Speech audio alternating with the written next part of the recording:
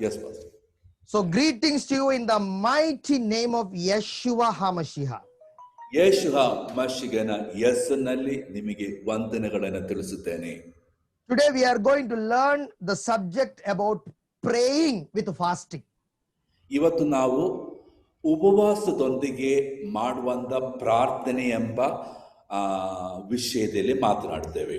Now let me first of all give you the right mindset about fasting. ಮೊದಲನೇದಾಗಿ ಸರಿಯಾದ ಒಂದು ವಿಷಯ ಉಪವಾಸದ ಬಗ್ಗೆ ನಾನು ನಿಮಗೆ ತಿಳಿಸುತ್ತೇನೆ. Many people have wrong understanding about fasting. ಅನೇಕ ಜನರಿಗೆ ಉಪವಾಸದ ಬಗ್ಗೆ ತಪ್ಪಾದ ತಿಳುವಳಿಕೆ ಇದೆ. So first of all, let us get the meaning of fasting right in our mind. ಆದ್ದರಿಂದ ಉಪವಾಸ ಎಂಬ ವಿಷಯದ ಬಗ್ಗೆ ಸರಿಯಾದ ವಿಷಯ ನಾವು ಮೊದಲು ತಿಳ್ಕೊಳ್ಳಬೇಕು. Many times we don't have the real understanding of spiritual things and we follow it blindly. ಅನೇಕ ಸಾರಿ ಆತ್ಮೀಯ ವಿಷಯಗಳ ಬಗ್ಗೆ ಸರಿಯಾದ ತಿಳುವಳಿಕೆ ನಮಗಿಲ್ಲ, ಆದ್ದರಿಂದ ನಾವು ಕುರುಡರಾಗಿ ಅದನ್ನ ನಾವು ಹಿಂಬಾಲಿಸುತ್ತಾ ಇದ್ದೇವೆ. We look at somebody and we'll say, okay, I want to do that thing. ನಾವು ಕೆಲವರನ್ನ ನೋಡಿ ಅವರೇ ಹಾಗೆ ಮಾಡಬೇಕೆಂಬುದಾಗಿ ನಾವು ಅನಿಸುತ್ತೇವೆ. But many times we don't understand the hidden meaning, the real meaning of fasting. ಆದರೆ ಅನೇಕ ಸಾರಿ ಉಪವಾಸ ಎಂಬ ವಿಷಯದಲ್ಲಿ ಒಳಗೊಂಡಿರುವ ಅದರ ಅರ್ಥವು ನಮಗೆ ಗೊತ್ತಾಗ್ತಾ ಇಲ್ಲ. So there was this mother. ಒಂದು ತಾಯಿ ಇದ್ದರು. And she used to make wonderful dosa. ಅವರು ಬಹಳ ಉತ್ತಮವಾದ ಒಂದು ದೋಸೆ ಮಾಡುವಂತ ಸ್ತ್ರೀಯಾಗಿತ್ತು. And she had a daughter. ಅವರಿಗೆ ಒಂದು ಮಗಳು ಇತ್ತು. So every day this mother would make this dosa and cut a little portion of the side of the dosa and throw it out. ಪ್ರತಿದಿನ ಈ ತಾಯಿ ದೋಸೆಯನ್ನ ಮಾಡಿ ಅದರ ಒಂದು ಭಾಗವನ್ನ ಕಟ್ ಮಾಡಿ ಬಿಸಾಡ್ತಾ ಇತ್ತು. Especially on the edges, she will cut with that spoon and she with that spatula and she will cut that piece and give to the daughter. ದೋಸೆಯ ತುದಿ ಭಾಗವನ್ನ ಸ್ಪೂನಿನಿಂದ ಕಟ್ ಮಾಡಿದ ನಂತರ ಉಳಿದ ಭಾಗ ಮಗಳಿಗೆ ಕೊಡ್ತಾ ಇತ್ತು. So the daughter would every time eat this dosa which is cut in slight in the side. Every day she is eating this. ಪ್ರತಿದಿನ ತುದಿಗಳನ್ನ ಕಟ್ ಮಾಡಿದಂತ ಆ ದೋಸೆ ಈ ಮಗಳು ತಿಂತಾ ಇತ್ತು. So when she grew up, ಅವಳು ಬೆಳೆದು ಬಂದಾಗ and she got married, ಅವಳಿಗೆ ಮದುವೆ ಆಗಿದ್ದಳು. she had another daughter. ಅವಳಿಗೆ ಇನ್ನೊಂದು ಮಗು ಇತ್ತು. ಅವಳಿಗೆ ಒಂದು ಸ್ವಂತ ಮಗಳಿತ್ತು. And again this woman started making dosa.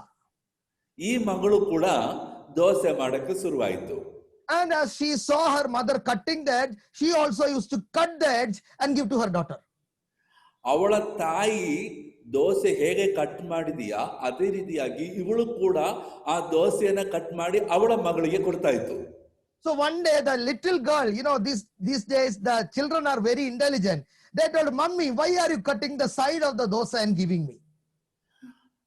ಈ ಸಣ್ಣ ಮಗಳು ತನ್ನ ತಾಯಿಗೆ ಕೇಳಿದ್ರು. ಯಾಕಂದ್ರೆ ಈ ದಿನಗಳಲ್ಲಿ ಮಕ್ಕಳು ತುಂಬಾ ಬುದ್ಧಿವಂತರು. ಅವರು ಈ ಮಗಳು ತಾಯಿ ಕೇಳಿದೆ, ಯಾಕೆ ನೀನು ದೋಸೆಯನ್ನ ಕಟ್ ಮಾಡ್ತೀಯಾ ಇದು ಎಂಬುದಾಗಿ. So the mother told, "That is what my mother told me." ಆ ತಾಯಿ ಹೇಳಿದರು, ನನ್ನ ತಾಯಿ ಮಾಡಿದರು ಎಂಬುದಾಗಿ. So the daughter told, "No, I want to ask my grandmother." ಹಂಗಾದ್ರೆ ಈ ಸಣ್ಣ ಮಗಳು ಹಂಗಾದ್ರೆ ನನ್ನ ಅಜ್ಜಿಗೆ ನಾನು ಕೇಳುತ್ತೇನೆ ಎಂಬುದಾಗಿ ಹೇಳಿದರು. So the granddaughter went to the grandmother. ಮೊಮ್ಮಗಳು ತನ್ನ ಅವಳ ಅಜ್ಜಿ ಹತ್ರ ಬಂದಳು. And she asked the grandma, why did you cut the dosa and why are you cutting the dosa and giving it to my mother when she was very young? ಈ ಅಜ್ಜಿಗೆ ಈ ಮಗಳು ಕೇಳಿದೆ, ಅಜ್ಜಿ ನೀನು ಯಾಕೆ ದೋಸೆ ಮಾಡಿ ನಂತರ ಅದನ್ನ ಕಟ್ ಮಾಡ್ತಾ ಇದೀಯಾ, ತುದಿಯನ್ನ ಕಟ್ ಮಾಡಿ ನನ್ನ ತಾಯಿಗೆ ನೀನು ಕೊಟ್ಟಿದ್ಯಾ ಅಂದ. So the grandma told, because we are using this firewood and all, the side of the dosa would get burned. So that is why I used to cut it and give to your mother. ಆವಾಗ ಈ ಅಜ್ಜಿ ಮಗಳಿಗೆ ಹೇಳಿದೆ, ನಾವು ಸೌದೆಯಲ್ಲಿ ಈ ದೋಸೆಯನ್ನ ಸುಡುವುದ ಕಾರಣದಿಂದ ಅದರ ತುದಿ ಭಾಗವು ಆ ಭಾಗದಲ್ಲಿ ಅದು ಬೆಂಕಿ ಆಗಿರುವ ಕಾರಣದಿಂದ ಅದನ್ನು ಕಟ್ ಮಾಡ್ತಾ ಇದೆ ಎಂಬುದಾಗಿ. So the granddaughter went to the mother and told, "Mother, why are you cutting the dosa like this?" ನಂತರ ಆ ಮೊಮ್ಮಗಳು ಅವಳ ತಾಯಿ ಹತ್ರ ಹೋಗಿ ಕೇಳಿದೆ, ನೀನು ಯಾಕೆ ಈ ದೋಸೆನ ತುದಿ ಭಾಗವನ್ನ ಕಟ್ ಮಾಡ್ತಾ ಇದೀಯ ಎಂಬುದಾಗಿ. So the mother began to say, "No, this is the way we have to make dosa. This is the scientific way to making dosa."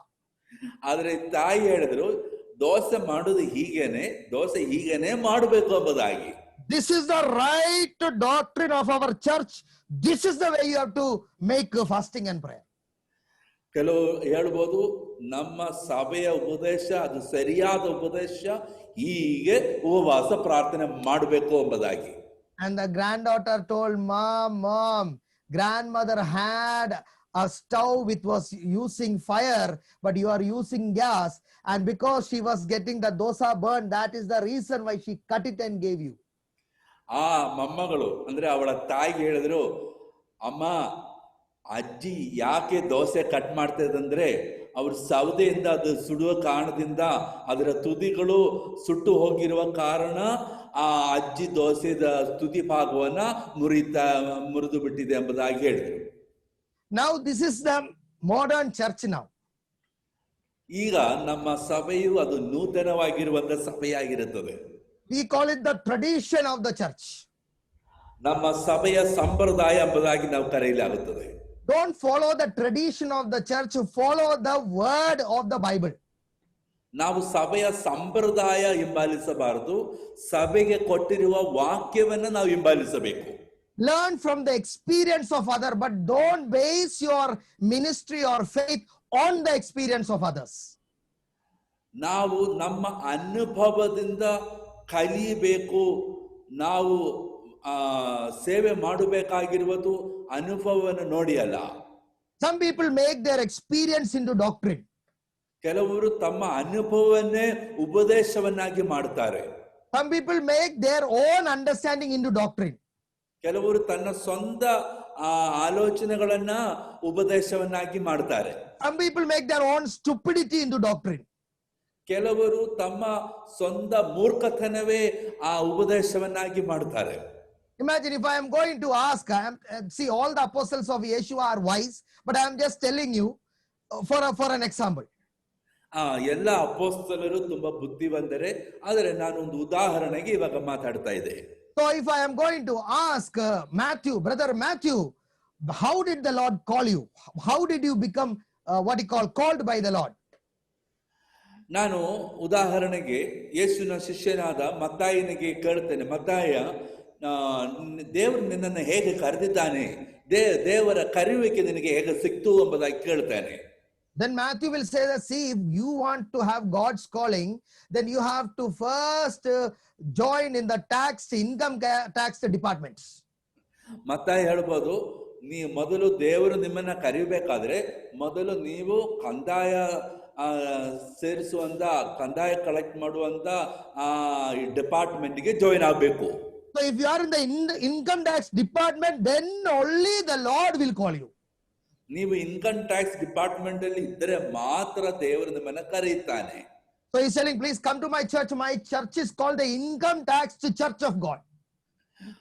ನನ್ನ ಚರ್ಚಿಗೆ ನೀವು ಬನ್ನಿರಿ, ನನ್ನ ಚರ್ಚಿನ ಹೆಸರೇ ಇನ್ಕಮ್ ಟ್ಯಾಕ್ಸ್ ಚರ್ಚ್ ಎಂಬುದಾಗಿ.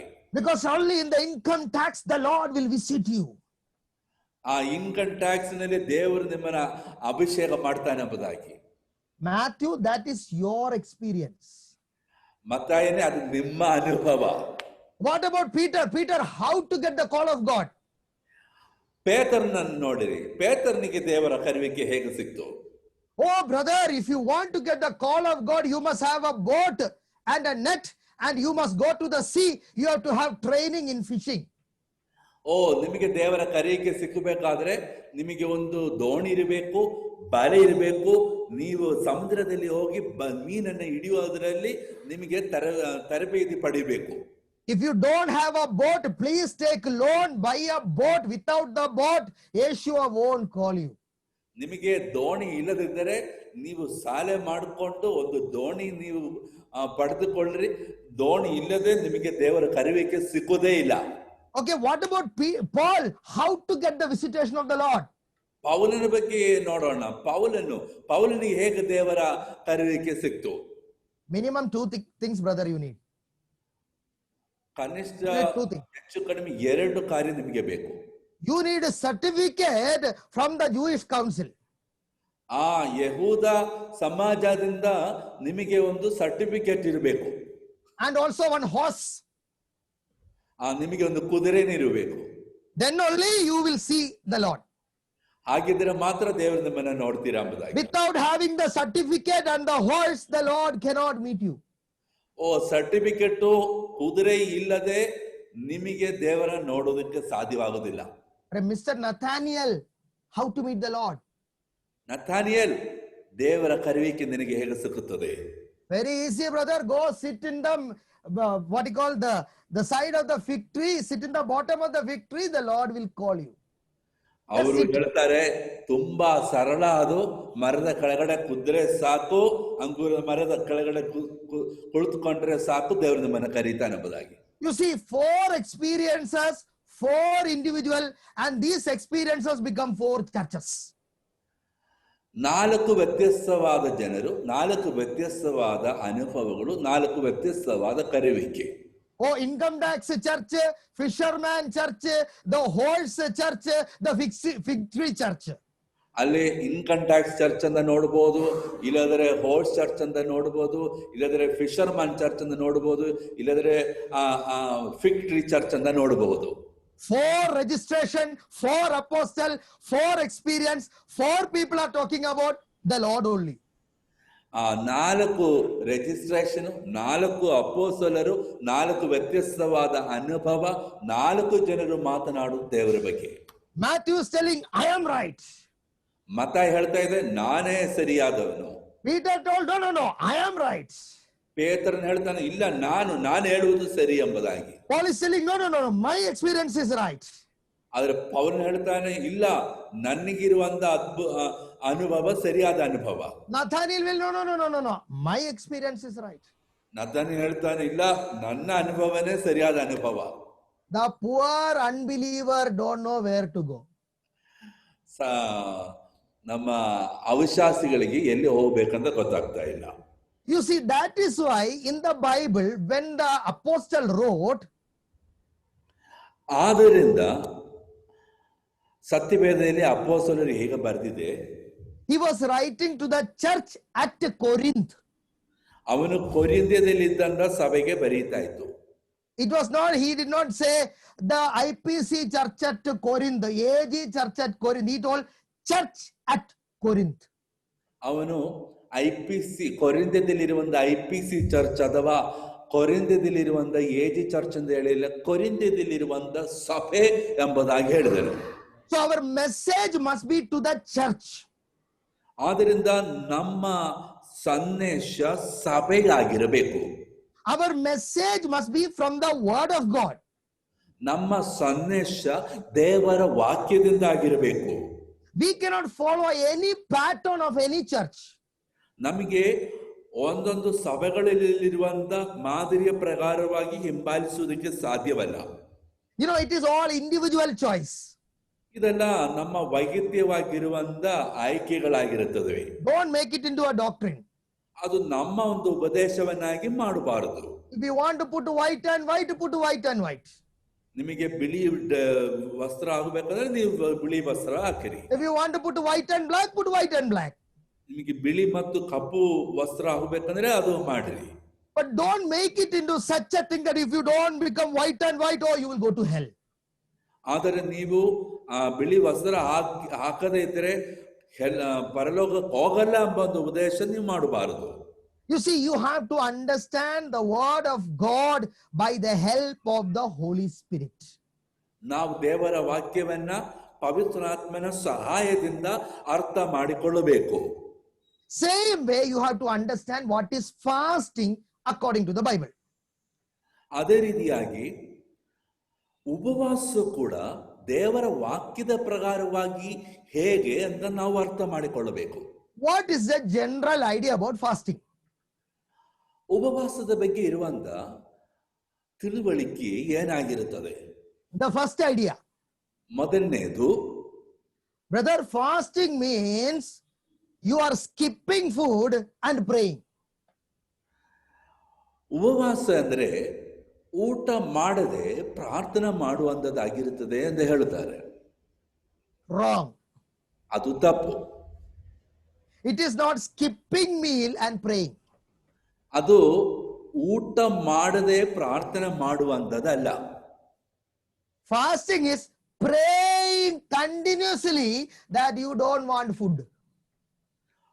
ಉಪವಾಸ ಅಂದ್ರೆ ನೀವು ಸತತವಾಗಿ ಪ್ರಾರ್ಥನೆ ಮಾಡುತ್ತಾ ಆಹಾರಗಳನ್ನು ಬಿಟ್ಟು ಪ್ರಾರ್ಥನೆ ಮಾಡುವಂತದ್ದಾಗಿರುತ್ತದೆ.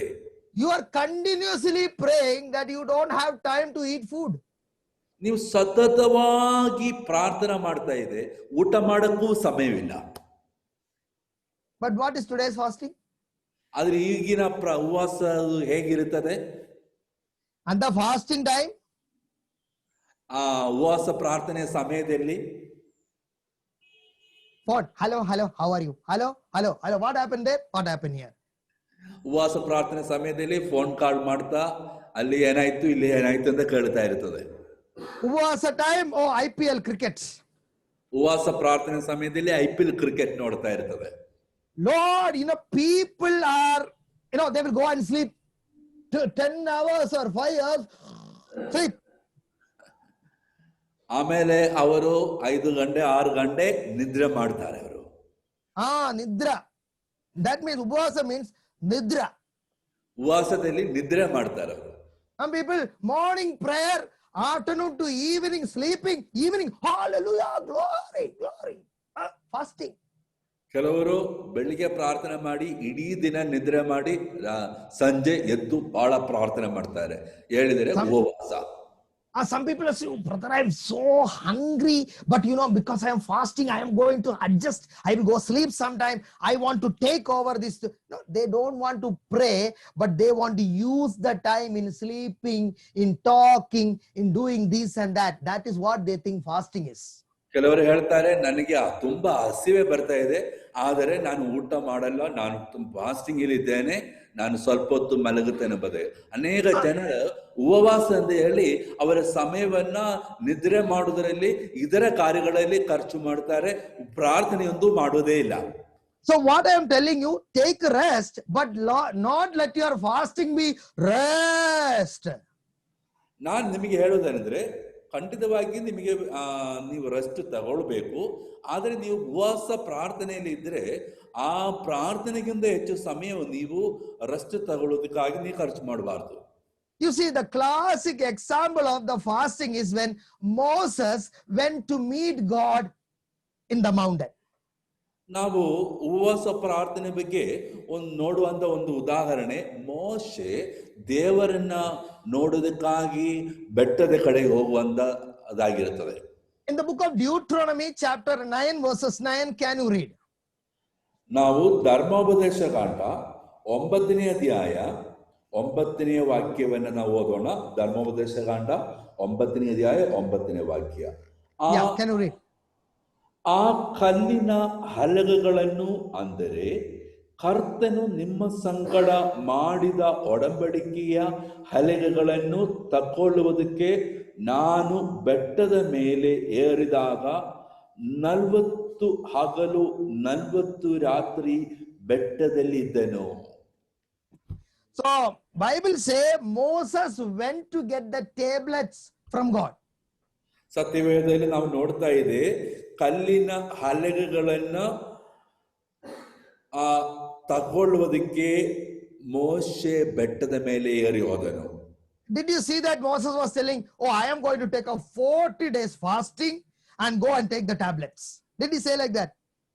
ಮೋಶೆ ಅಲ್ಲಿ ಹೇಳಿದಾನ, ನಾನು 40 ದಿವಸ ಉಪವಾಸ ಪ್ರಾರ್ಥನೆ ಮಾಡಿದ ನಂತರ ಹಲಗೆಗಳನ್ನ ತಗೊಂಡು ಬರೋದಕ್ಕೆ ಹೋಗ್ತೇನೆ ಎಂಬುದಾಗಿ ಹೇಳಿದಾನ?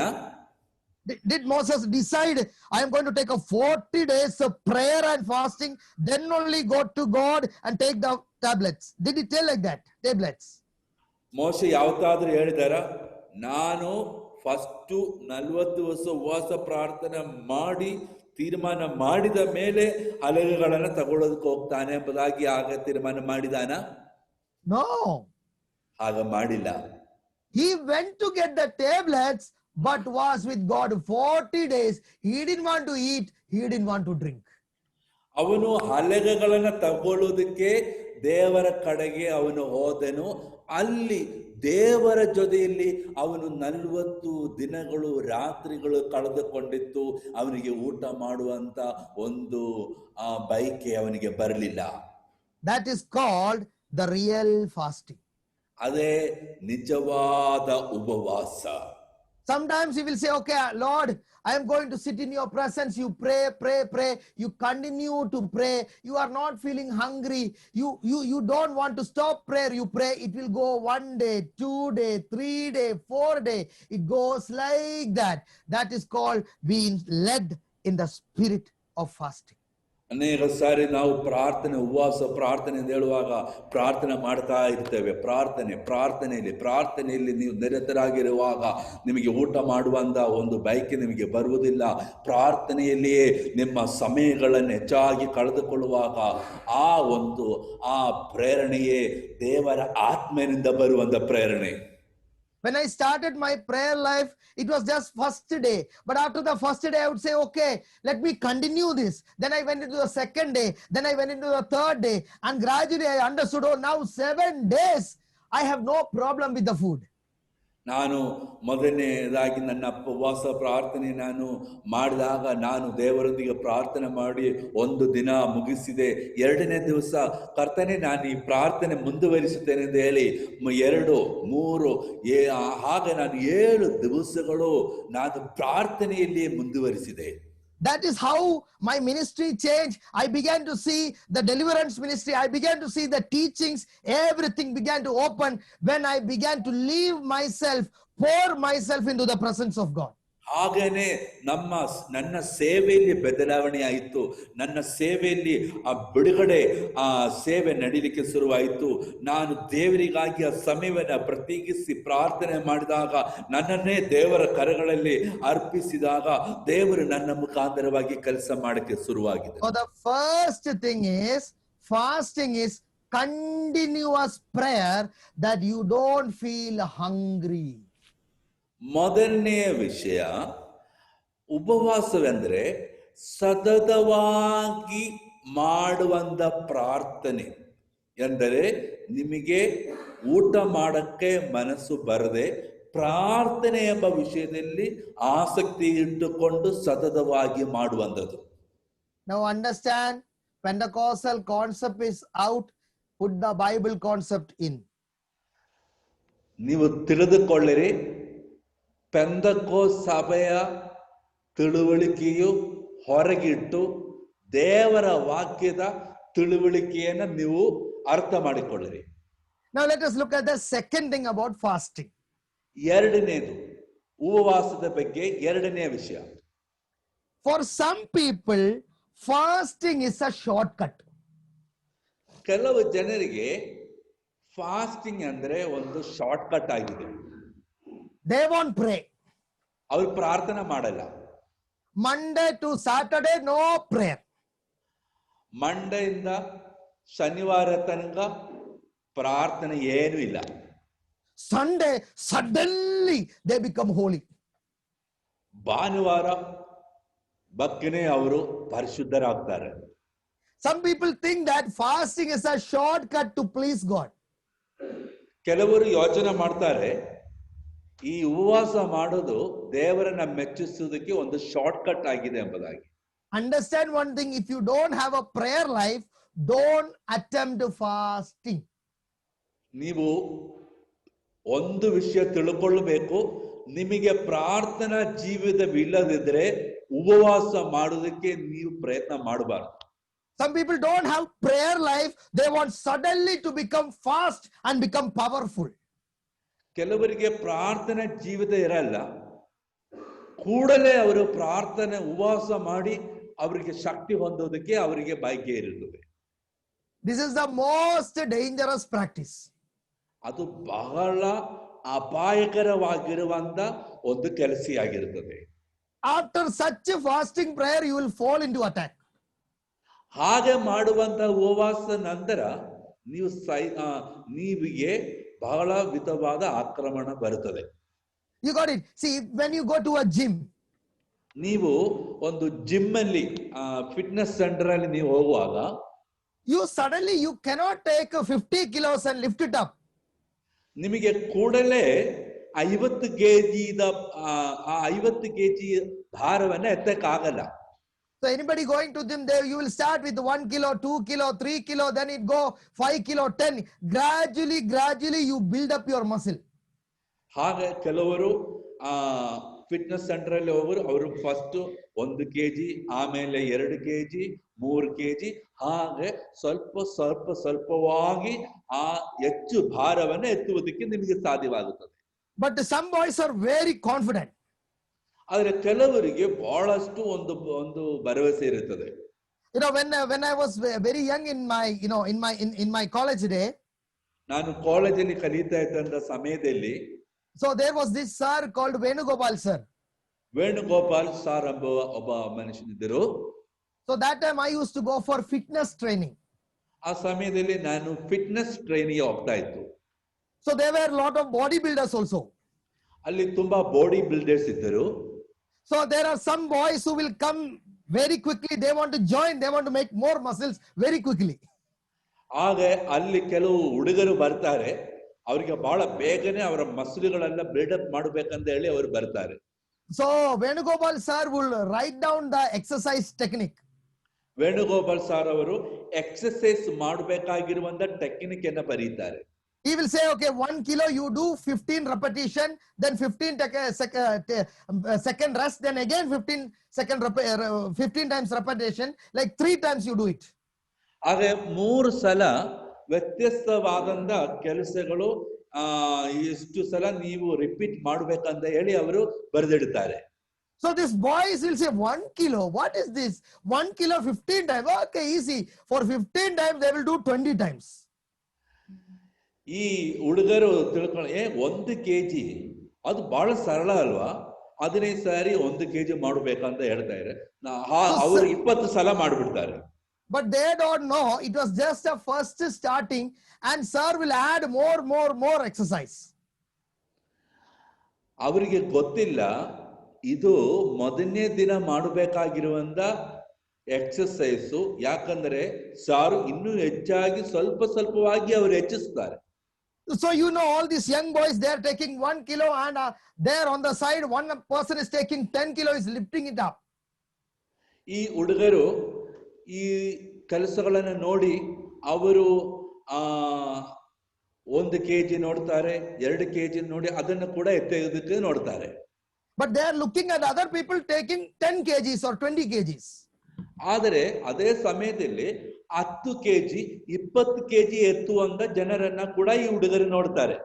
So my brother's friend, ಆಗ ನನ್ನ ಸಹೋದರನ ಗೆಳೆಯನು he joined the same fitness center.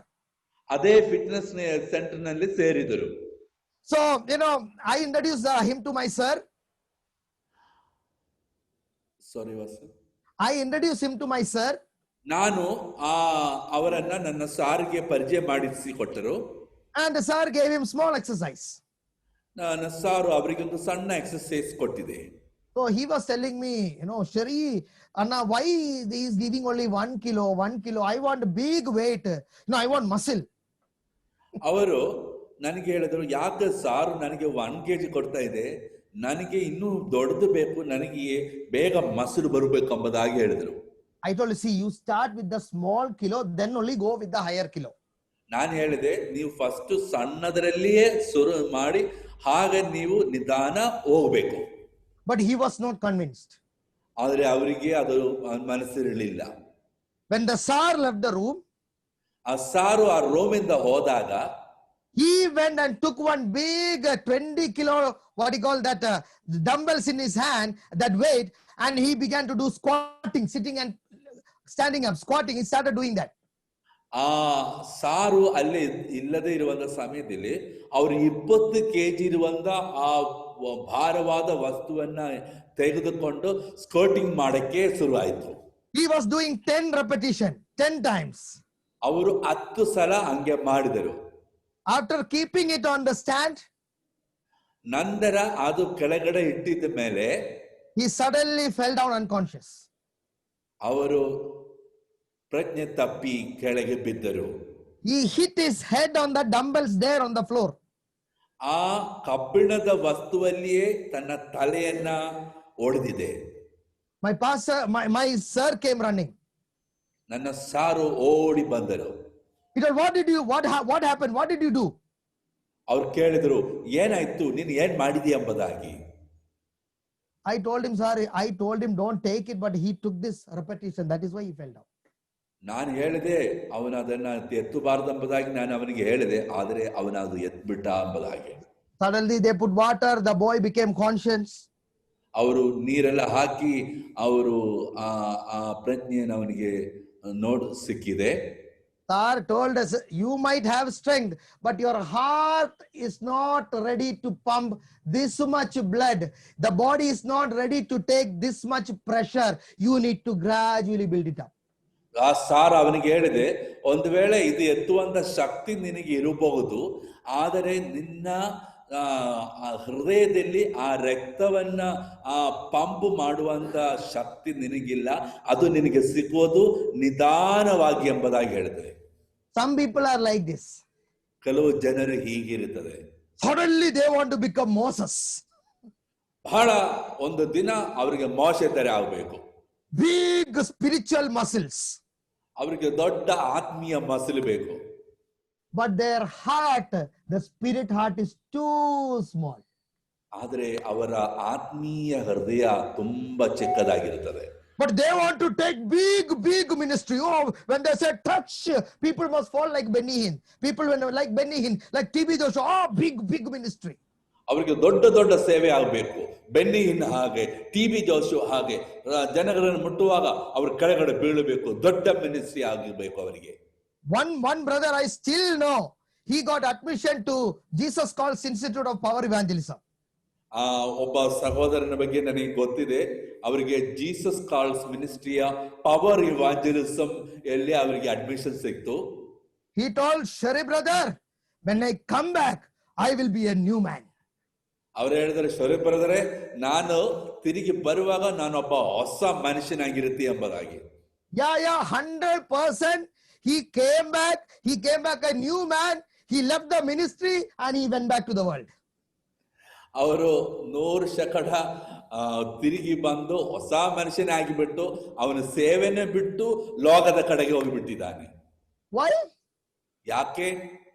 They think that fasting is shortcut. ಅವರು ಯೋಚನೆ ಮಾಡ್ತಾರೆ, ಫಾಸ್ಟಿಂಗ್ ಎಂಬುದು ಶಾರ್ಟ್ ಕಟ್ ಆಗಿದೆ ಎಂಬುದಾಗಿ. Fasting is like lifting 50 kilo, 100 kilo. You have to start with your prayer life. ಪ್ರಾರ್ಥನೆ ಒಂದೇ ಸಾರಿ 50 kg 100 kg ಎತ್ತುವಂತದಲ್ಲ. ಉಪವಾಸ ನಾವು ಶುರು ಮಾಡೋದಕ್ಕೆ ನಮ್ಮ ಜೀವನದಲ್ಲಿ ಒಂದು ಪ್ರಾರ್ಥನೆಯ ಜೀವಿತ ಇರಬೇಕು. If you are not a woman of prayer, if you are not a man of prayer, if you are not a pastor of prayer, I would suggest don't go into serious fasting. You will have serious trouble. ನೀವು ಪ್ರಾರ್ಥನೆಯ ಒಬ್ಬ ಪುರುಷನಾಗದೇ ಇದ್ದರೆ, ಪ್ರಾರ್ಥನೆಯ ಒಬ್ಬ ಸ್ತ್ರೀ ಆಗದೇ ಇದ್ದರೆ, ಪ್ರಾರ್ಥನೆಯ ಸೇವಕನಾಗದೇ ಇದ್ದರೆ, ನೀವು ಕೂಡಲೇ ಉಪವಾಸ ಮಾಡಕ್ಕೆ ಪ್ರಯತ್ನ ಮಾಡಿದರೆ ನಾನು ಹೇಳುತ್ತೇನೆ, ನಿಮಗೆ ಬಹಳ ತೊಂದರೆಗಳು ಬರುತ್ತದೆ. So be very careful. Start with the prayer life. Let your prayer life lead you to fasting prayer. ಆದ್ದರಿಂದ ನೀವು ಬಹಳ ಎಚ್ಚರವಾಗಿರಿ. ನಿಮ್ಮ ಜೀವನದಲ್ಲಿ ಮೊದಲು ನಿಮ್ಮ ಪ್ರಾರ್ಥನೆ ಜೀವನವನ್ನ ಬೆಳೆಸಿ ಆಮೇಲೆ ಉಪವಾಸಕ್ಕೆ ನೀವು ಪ್ರಯತ್ನ ಮಾಡಿರಿ. We will go into the dangers of fasting later. ಆಮೇಲೆ ನಾವು ಉಪವಾಸ ಪ್ರಾರ್ಥನೆ ಮಾಡುವ ಕೆಲವು ಅಪಾಯಕಾರಿಗಳನ್ನು ನಾನು ನಿಮಗೆ ಹೇಳುತ್ತೇನೆ. Sugar is good. ಆ Sugar is good. ಸಕ್ಕರೆ ತುಂಬಾ ಒಳ್ಳೇದು. Too much sharkare, diabetes. ತುಂಬಾ ಸಕ್ಕರೆ ತಿಂದ್ಬಿಟ್ರೆ ಡಯಾಬಿಟಿಕ್ಸ್ ಆಗುತ್ತದೆ. Same way, you have to do everything in God's time, in God's way. If you do it out of it, then you are for a big trouble.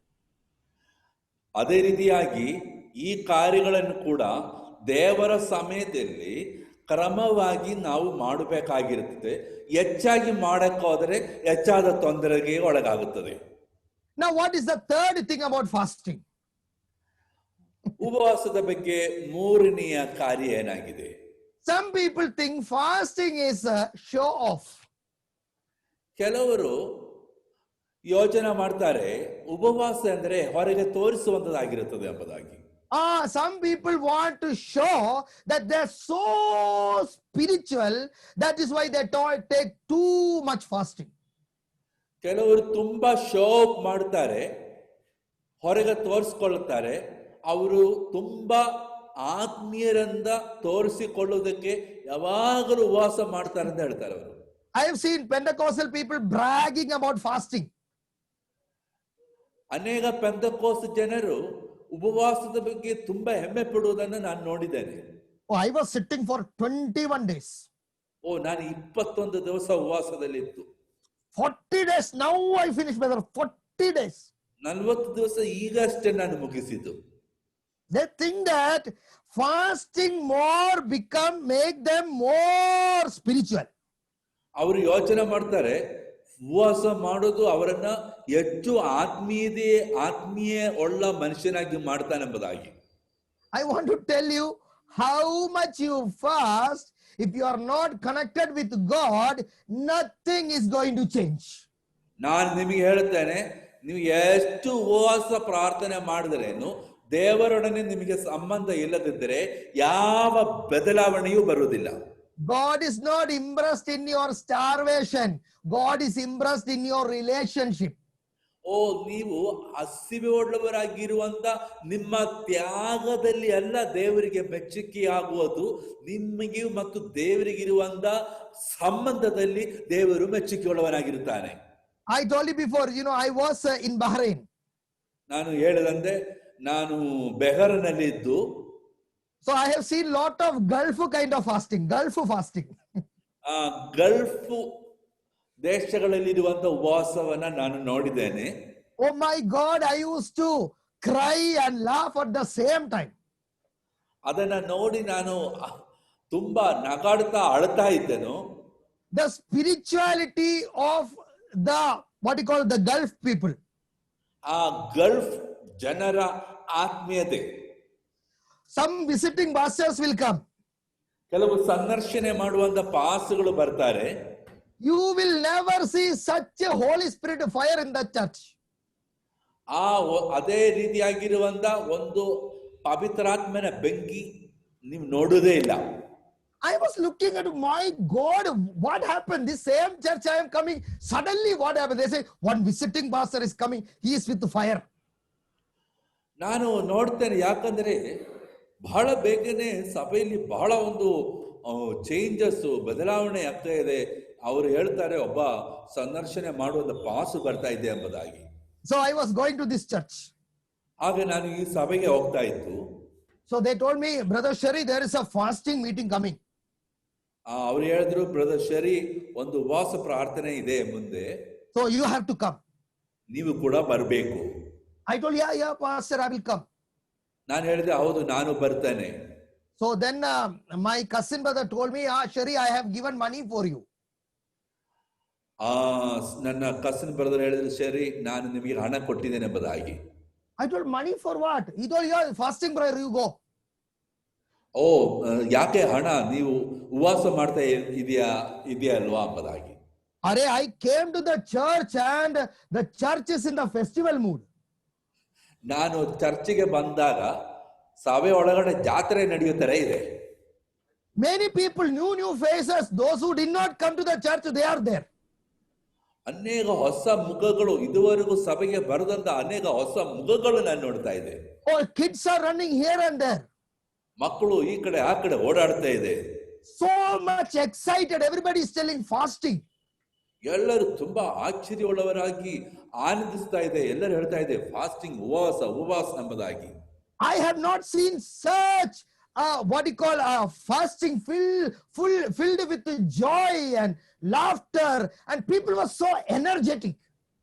ನಾನು ಇದೇ ತರವಾಗಿರುವಂತ ಒಂದು ಉಪವಾಸ ಇದುವರೆಗೂ ನೋಡಲಿಲ್ಲ. ಯಾಕಂದ್ರೆ ಜನರು ತುಂಬಾ ಆಸಕ್ತಿಯಿಂದ ತುಂಬಾ ಖುಷಿಯಿಂದ ಓಡಾಡ್ತಾ ಇದ್ದು.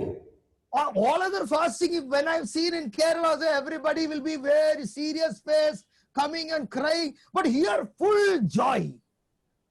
ಕೇರಳದಲ್ಲಿ ನಾನು ಕೆಲವರು ಉಪವಾಸ ಮಾಡೋದು ನೋಡಿದೆ. ಅವರು ತುಂಬಾ ಪ್ರಾರ್ಥನೆ ಮಾಡ್ತಾ ಅಳ್ತಾ ಇರ್ತಾರೆ.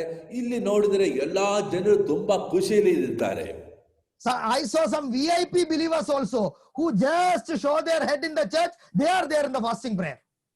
ಕೆಲವು VIP ವಿಶ್ವಾಸಿಗಳನ್ನು ಕೂಡ ನಾನು ನೋಡಿದೆ. ಅವರು ಸುಮ್ಮನೆ ಅವಾಗ ತಲೆ ತೋರಿಸುವಂತ ಜನರು ಆವತ್ತು ಉಪವಾಸಕ್ಕೆ ಬಂದಿದ್ದಾರೆ ಅವರು. So there was some pastor from outside, everybody praying, singing song, everything is happening. ಹಾಗೆ ಕೆಲವು ಹೊರದೇಶದಿಂದ ಕೆಲವು ಭಾಷೆಗಳು ಬಂದರು. ಎಲ್ಲರೂ ಹಾಡಾಡ್ತಾ ಎಲ್ಲಾ ಕಾರ್ಯಗಳಲ್ಲಿ ನಡೀತಾ ಇದೆ. Because of the crowd, I could only get sitting behind. ಅಲ್ಲಿ ಹೆಚ್ಚು ಜನ ಇದ್ದ ಕಾರಣ ನನಗೆ ಹಿಂದೆಗಡೆ ಒಂದು ಸೀಟ್ ಸಿಕ್ಕಿದೆ. By 12 o'clock, 12 ಗಂಟೆಗೆ I heard one sound of a truck coming. Truck, one truck, a small truck. ಒಂದು ಟ್ರಕ್ ಬರುವಂತ ಸೌಂಡ್ ನಾನು ಕೇಳಿಸಿತ್ತು. I saw many elders of the church standing up in the holy time. ಆ ಒಂದು ಪವಿತ್ರೆಯ ಸಮಯದಲ್ಲಿ ಅನೇಕ ಸಭೆಯ ಹಿರಿಯರು ನಿಂತುಕೊಳ್ಳುವುದನ್ನು ನಾನು ನೋಡಿದೆ. All were in tongues. ಅವರು ಎಲ್ಲ ಅನ್ಯ ಭಾಷೆಯಲ್ಲಿ ಮಾತಾಡ್ತಾ ಇದೆ. One by one speaking tongues, they were going out. ಅವರು ಅನ್ಯ ಭಾಷೆ ಮಾತಾಡ್ತಾ ಒಬ್ಬೊಬ್ಬರಾಗಿ ಹೊರಗೆ ಹೋಗ್ತಾ ಇತ್ತು. And I saw after some time the door was opened. ಸ್ವಲ್ಪ ಸಮಯ ನಂತರ ಆ ಬಾಗಿಲುಗಳು ತೆರೆಯಲ್ಪಟ್ಟಿದೆ. Oh, good smell of sambar, avial, oh, fish fry, fish curry came into the room. ಆ ಒಳ್ಳೆಯ sambar, avial, fish curry, fish ಫ್ರೈದ ವಾಸನೆ ರೂಮ್ ಒಳಗೆ ಬಂದಿತ್ತು. Oh, the believers were filled with the Holy Ghost and fire. ಆ ಎಲ್ಲ ವಿಶ್ವಾಸಿಗಳಿಗೆ ಆತ್ಮನ ಅಭಿಷೇಕ ಬೆಂಕಿಯಿಂದ ಅವರು ತುಂಬಿಕೊಂಡಿದೆ. Because the sambar smell was sweeping into the room, the fish smell sweeping into the room. All are praying, thank you Lord for this fasting. ಆ ಸಾಂಬಾರನೆ, ಆ ವಾಸನೆ, ಆ ಮೀನಿನ ವಾಸನೆ ಆ ರೂಮ್ ಒಳಗಡೆ ಬರ್ತಾ ಇದೆ. ಎಲ್ಲರೂ ಹೇಳ್ತಾ ಇದೆ, ದೇವರೇ ಈ ಉಪವಾಸಕ್ಕಾಗಿ ನಿನಗೆ ಸ್ತೋತ್ರ ಎಂಬುದಾಗಿ. 1 o'clock exactly it was finished. Within 1:05 the room was empty. 1 ಗಂಟೆಗೆ ಮುಗಿಯಿತು. 1:05ಕ್ಕೆ ಆ ರೂಮ್ ಖಾಲಿಯಾಗಿದೆ. Outside I saw one big board, Al Osara, Kerala cuisine. ಹೊರಗೆ ನಾನು ದೊಡ್ಡ ಒಂದು ಬೋರ್ಡ್ ನೋಡಿದೆ, ಅಲ್ ಕೊಸರ ಕೇರಳ ಕುಸಿನ್ ಎಂಬುದಾಗಿ. Now I understood why they came for fasting prayer. ಈಗ ನನಗೆ ಗೊತ್ತಾಯಿತು ಯಾಕೆ ಅವರು ಉಪವಾಸ ಮಾಡಕ್ಕೆ ಬಂದಿದ್ದಾರೆ ಎಂಬುದಾಗಿ. For them it was not fasting, it was feasting. ಅವರಿಗೆ ಅದು ಫಾಸ್ಟ್ ಆಗಿರಲಿಲ್ಲ, ಫೀಸ್ಟ್ ಆಗಿತ್ತು, ಒಂದು ಜಾತ್ರೆ ಆಗಿತ್ತು ಅವರಿಗೆ. This is what I have seen in Gulf. ಇದೇ ನಾನು ಗಲ್ಫ್ ದೇಶಗಳಲ್ಲಿ ನೋಡಿರುವ ಉಪವಾಸ. Some people will come with 1 liter Alfonso mango orange juice. Sorry, Alfonso mango juice. ಕೆಲವರು ಉಪವಾಸ ಪ್ರಾರ್ಥನೆ ಬರ್ತಾರೆ, 1 ಲೀಟರ್ನ ಅಲ್ಫೋಸಾ ಮ್ಯಾಂಗೋ ಜ್ಯೂಸ್ ಹಿಡ್ಕೊಂಡು ಬರ್ತಾರೆ. They will open the bottle, pour into their mouth, put on AC and say hallelujah, praise the Lord, glory, glory, glory, glory, glory. ಅವರು Alphons juice ಅನ್ನ ನೀರು ಕುಡಿದು ಬಿಟ್ಟು AC ಆನ್ ಮಾಡಿಕೊಂಡು ಹಲ್ಲೆಲೂಯಾ ಸ್ತೋತ್ರ ಎಂದು ಹೇಳ್ಕೊಂಡು ಅವರು ಆರಾಧನೆ ಮಾಡ್ತಾರೆ. Lord, I need fire, fire, fire again, Alfonso mango. Fire, fire, fire. Oh, Masa mango, fire. ಬೆಂಕಿ ಬೇಕು. ಸ್ವಲ್ಪ ನಂತರ ಅಂದ್ರೆ ಇನ್ನೂ ಸ್ವಲ್ಪ ಅಲ್ಫೋನ್ಸಾ ಮ್ಯಾಂಗೋ ಜ್ಯೂಸ್ ಕುಡಿತಾರೆ. What do you think fasting is? ಏನು ಯೋಚನೆ ಮಾಡ್ತೀರಾ? ಉಪವಾಸ ಅಂದ್ರೆ ಏನಂತ ಯೋಚನೆ ಮಾಡಿದ್ದೀರಾ? What do you think fasting is? ಈ ಉಪವಾಸ ಅಂದ್ರೆ ಏನದು? Is it the day for you to drink most sugary drinks, most things? That is what you think fasting is? ಈ ಉಪವಾಸ ಅಂದ್ರೆ ಅದೇ ದಿನನೇ ನೀವು ಹೆಚ್ಚು ಆ ಮಧುರ ಪಾನೀಯಗಳನ್ನ ಕುಡಿಬೇಕೆಂಬುದಾಗಿ ಅನಿಸಿದ್ದೀರಾ? Do you think fasting is a show off in the flesh? ಈ ಉಪವಾಸ ಅದು ಒಂದು ಹೊರಗೆ ತೋರಿಸುವಂತದ್ದಾಗಿದ್ದೀರಾ ಎಂಬುದಾಗಿ ನೀವು ಕಂಡುಕೊಂಡಿದ್ದೀರಾ? I have seen competition among believers. ನಾನು ನೋಡಿದ್ದೇನೆ ವಿಶ್ವಾಸಿಗಳ ಮಧ್ಯದಲ್ಲಿ ಮತ್ಸರ. Oh, one says, brother, tomorrow I am fasting, pray for me. ಕೆಲವರು ಹೇಳ್ತಾರೆ, ಓ ನಾನು ನಾಳೆ ಉಪವಾಸ ಮಾಡ್ತಾ ಇದ್ದೆ, ನನಗೋಸ್ಕರ ಪ್ರಾರ್ಥನೆ ಮಾಡಿ ಅಂತ. Another sister will come, brother, I am praying for 3 days, pray for me. All are coming saying testimony in the Sunday, in the Friday service in Bahrain. Friday service ನಲ್ಲಿ ಅವರು ಬಂದು ಸಾಕ್ಷಿ ಹೇಳ್ತಾ ಇದ್ದೆ, ನಾನು 3 ದಿವಸ ಉಪವಾಸ ಮಾಡ್ತಾ ಇದ್ದೆ, ನನಗೋಸ್ಕರ ಪ್ರಾರ್ಥನೆ ಮಾಡುವುದಾಗಿ. Brother, I am taking 7 days fasting, brother. ಕೆಲವರು ಹೇಳ್ತಾ ಇದ್ದೆ, ನಾನು 7 ದಿವಸ ಉಪವಾಸ ಮಾಡ್ತಾ ಇದ್ದೆ ಎಂಬುದಾಗಿ. Some people will say, brother, I am not going to tell you, but I am going to go for a 40-day fast. ಕೆಲವರು ಹೇಳ್ತಾರೆ, ನಾನು ನಿಮಗೆ ಹೇಳೋದ್ರಲ್ಲಿ ನಾನು 40 ದಿವಸ ಉಪವಾಸ ಮಾಡ್ತೇನೆ ಎಂಬುದಾಗಿ. And I am seeing, Lord, what they think fasting is. ನಾನು ನೋಡ್ತಾ ಇದ್ದೆ, ದೇವರೇ ಇವ್ರು ಏನ್ ಯೋಚನೆ ಮಾಡಿದ್ದೀರಾ? Is it a competition with each other? ಇದು ಮತ್ಸರ ಮಾಡುವಂತದ್ದಾಗಿದೆಯಾ? Is it a show to tell that, I am holier than you? ನಾನು ನಿನಗಿಂತ ವಾದವನ್ನು ಎಂಬುದಾಗಿ ತೋರಿಸಿಕೊಳ್ಳೋದಕ್ಕಿರುವಂತದ್ದಾಗಿದೆಯಾ ಇದು? This is called Pentecostal pride. ಇದು ಪೆಂತೆಕೋಸ್ತ ಸಭೆಯ ಒಂದು ಹೆಮ್ಮೆಯಾಗಿರುತ್ತದೆ ಇದು. Because you fast more, you think that other people are, oh, what is there? I am more holy. ಕೆಲವರು ನೀವು ಉಪವಾಸ ಮಾಡುವಾಗ ಕೆಲವರು ಯೋಚನೆ ಮಾಡ್ತಾರೆ, ನಾನು ತುಂಬಾ ಪವಿತ್ರನು ಎಂಬುದಾಗಿ. Fasting is not for feasting. It is not for competition, my brothers and sisters. Fasting ಉಪವಾಸ ಅದು ಜಾತ್ರೆ ತರ ಮಾಡೋದಕ್ಕಾಗಿ ಅಲ್ಲ, ಅದು ಮತ್ಸರ ಸ್ವಭಾವದಲ್ಲಿ ಮಾಡೋದಕ್ಕಾಗಿ ಅಲ್ಲ. Fasting is a very personal and intimate time with the Lord of hosts. ಉಪವಾಸ ದೇವರ ಜೊತೆಯಲ್ಲಿ ನಾವು ಕಳೆದುಕೊಳ್ಳುವಂತ ಪ್ರತ್ಯೇಕಿಸುವಂತ ಸಮಯವಾಗಿರುತ್ತದೆ. Fasting is hiding under his wings. ಉಪವಾಸ ಆತನ ರೆಕ್ಕೆಗಳ ಮರೆಯಲ್ಲಿ ಇರುವಂತ ಸಮಯವಾಗಿರುತ್ತದೆ. It is God who told Moses, please go. ದೇವರೇ ಮೋಶೆಗೆ ಹೇಳಿದನು, ಹೋಗು ಎಂಬುದಾಗಿ. Moses did not say, Lord, so shall I go? He told Moses, go. The people is doing sin. Please go. ಮೋಶೆ ಅಯ್ಯೋ ನಾನು ಹೋಗ್ತೇನೆ ಎಂಬುದಾಗಿ ಹೇಳಿಲ್ಲ, ಮೋಶೆಗೆ ದೇವರು ಹೇಳಿದನು. It was not Moses who said amen, but the God of Israel told, amen, you go. ಆಮೇನ್ ಎಂದು ಹೇಳಿದ್ದು ಮೋಶೆ ಅಲ್ಲ, ಆಮೇನ್ ಎಂದು ಹೇಳಿದ್ದು ಇಸ್ರಾಯೇಲಿನ ದೇವರು, ನೀನು ಹೋಗು ಎಂಬುದಾಗಿ ಹೇಳಿದನು. What is our prayer? Oh Lord, I need everything in the name of Yeshua HaMashiach, amen, and you go. ಆದರೆ ನಮ್ಮ ಪ್ರಾರ್ಥನೆ ಏನಾಗಿದೆ? ಯೇಸುವ ಹೆಸರಿನಲ್ಲಿ ನಾವು ಕರ್ತನೆ ನನಗೆ ಎಲ್ಲ ಬೇಕು ಅಂತ ಹೇಳಿ ಮುಗಿಸ್ಬಿಡ್ತೇವೆ. What God is saying, ಆದರೆ ಯಾಕೆ ಈ ದೇವರ ವಾಕ್ಯ ಏನ್ ಹೇಳ್ತಾ ಇದೆ? please, you can go now. ನೀನು ಈಗ ಹೋಗು ಎಂಬುದಾಗಿ. That is fasting. ಅದು ಉಪವಾಸ. Sometimes you will lost in the presence of God that you don't want to stop your prayer. ಕೆಲವು ಸಾರಿ ನೀವು ದೇವರ ಪ್ರಸನ್ನತೆಯಲ್ಲಿ ಮುಳುಗಿಕೊಂಡು ಆ ಪ್ರಾರ್ಥನೆಯನ್ನು ಮುಗಿಸುವುದಕ್ಕೆ ನಿಮಗೆ ಮನಸ್ಸು ಬರಲ್ಲ. I have felt sometimes that prayer in the prayer mountain, in the St. Thomas Mount, you will get lost in the presence. You don't want to go. ಹಲವು ಸಾರಿ ನಾನು ಸೆಂಟ್ ಥಾಮಸ್ ಮೌಂಟೇನ್ ಅಲ್ಲಿ ಪ್ರಾರ್ಥನೆ ಮಾಡಕ್ಕೆ ಹೋದಾಗ ಆ ದೇವರ ಪ್ರಸನ್ನತೆಯಲ್ಲಿ ಮುಳುಗಿಬಿಟ್ಟು ಅಲ್ಲಿಂದ ಹೋಗೋದಕ್ಕೆ ನನಗೆ ಮನಸ್ಸು ಬರಲ್ಲ. I take my sleeping mat and go there. ನಾನು ನನ್ನ ಮ್ಯಾಟ್ ಅನ್ನ ತೆಗೆದುಕೊಂಡು ಅಲ್ಲಿ ಹೋಗ್ತೇನೆ.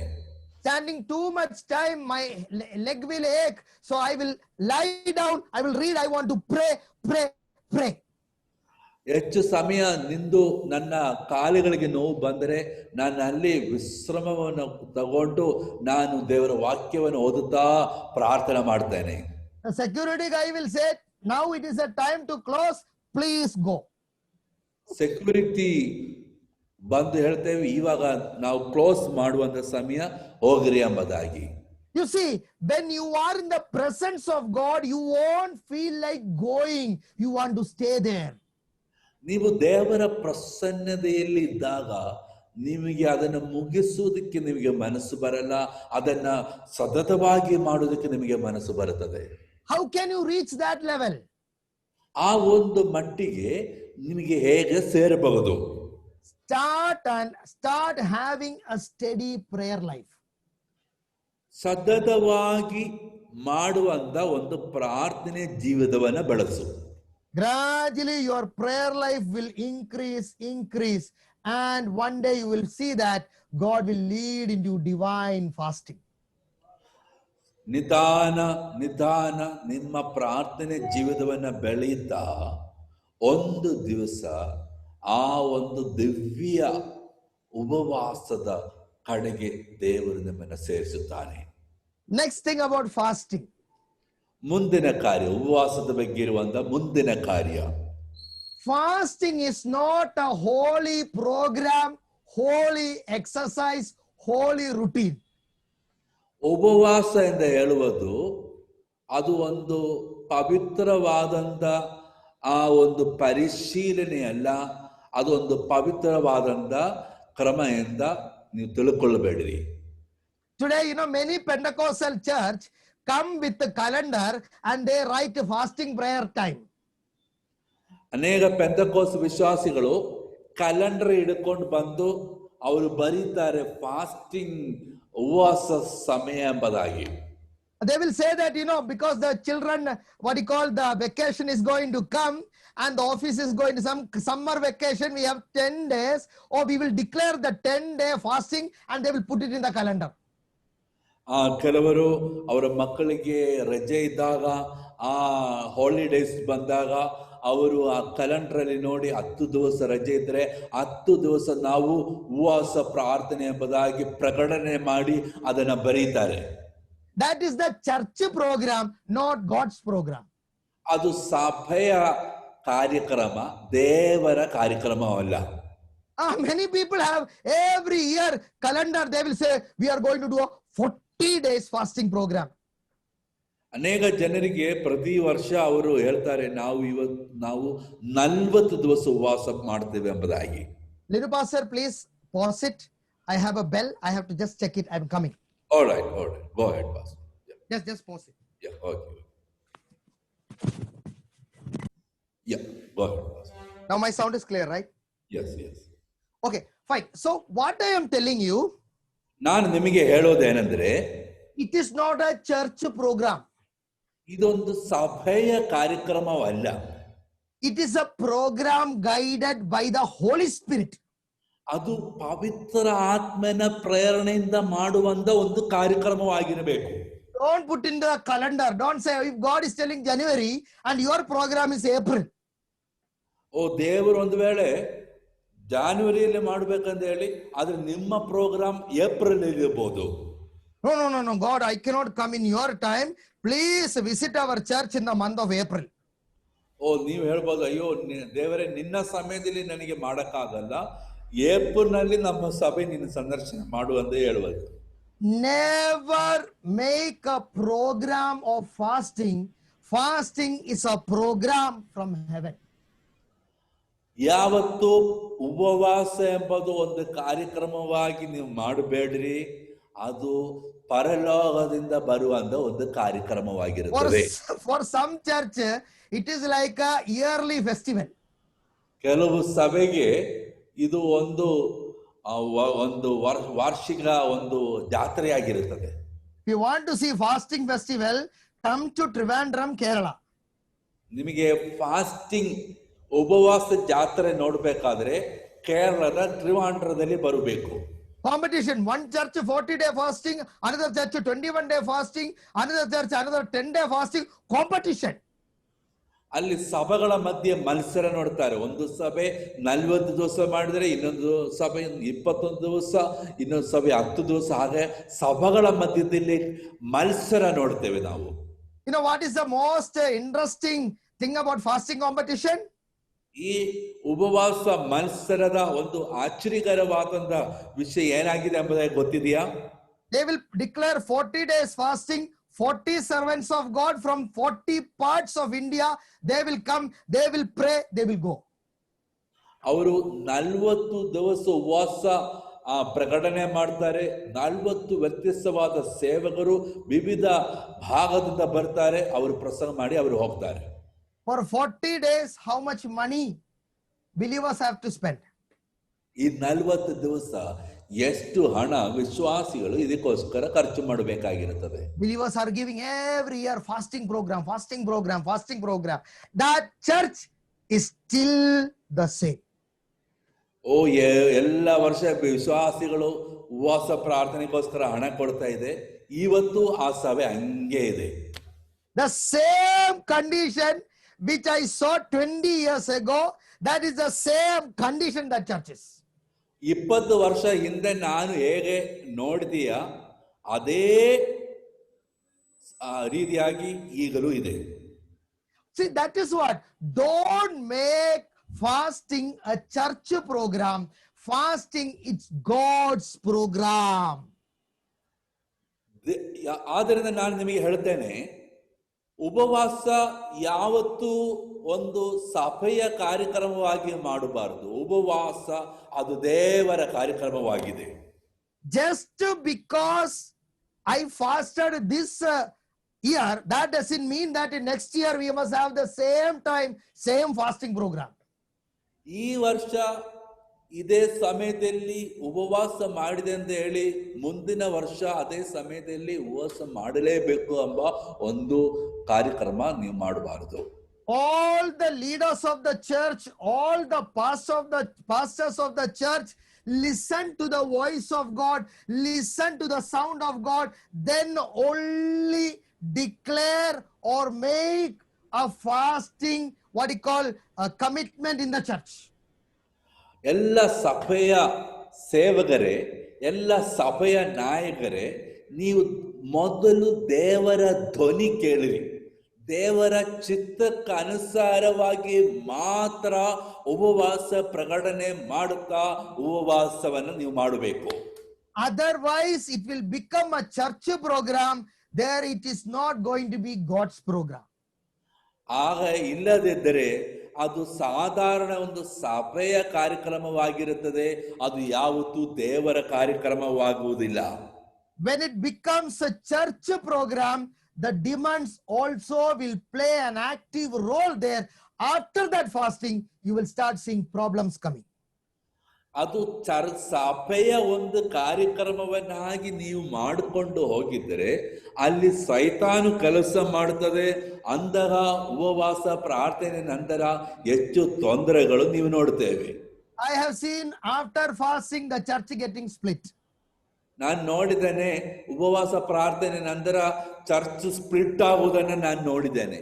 I have seen after fasting prayer, girls and boys running off from the church. ನಾನು ನೋಡಿದ್ದೇನೆ, ಹುಡುಗಿಯರು ಉಪವಾಸ ಪ್ರಾರ್ಥನೆ ಮಾಡಿದ ನಂತರ ಮನೆಯಿಂದ ಓಡಿ ಹೋಗುವುದನ್ನು ನಾನು ನೋಡಿದ್ದೇನೆ. I have seen boys and girls falling in love in fasting prayer.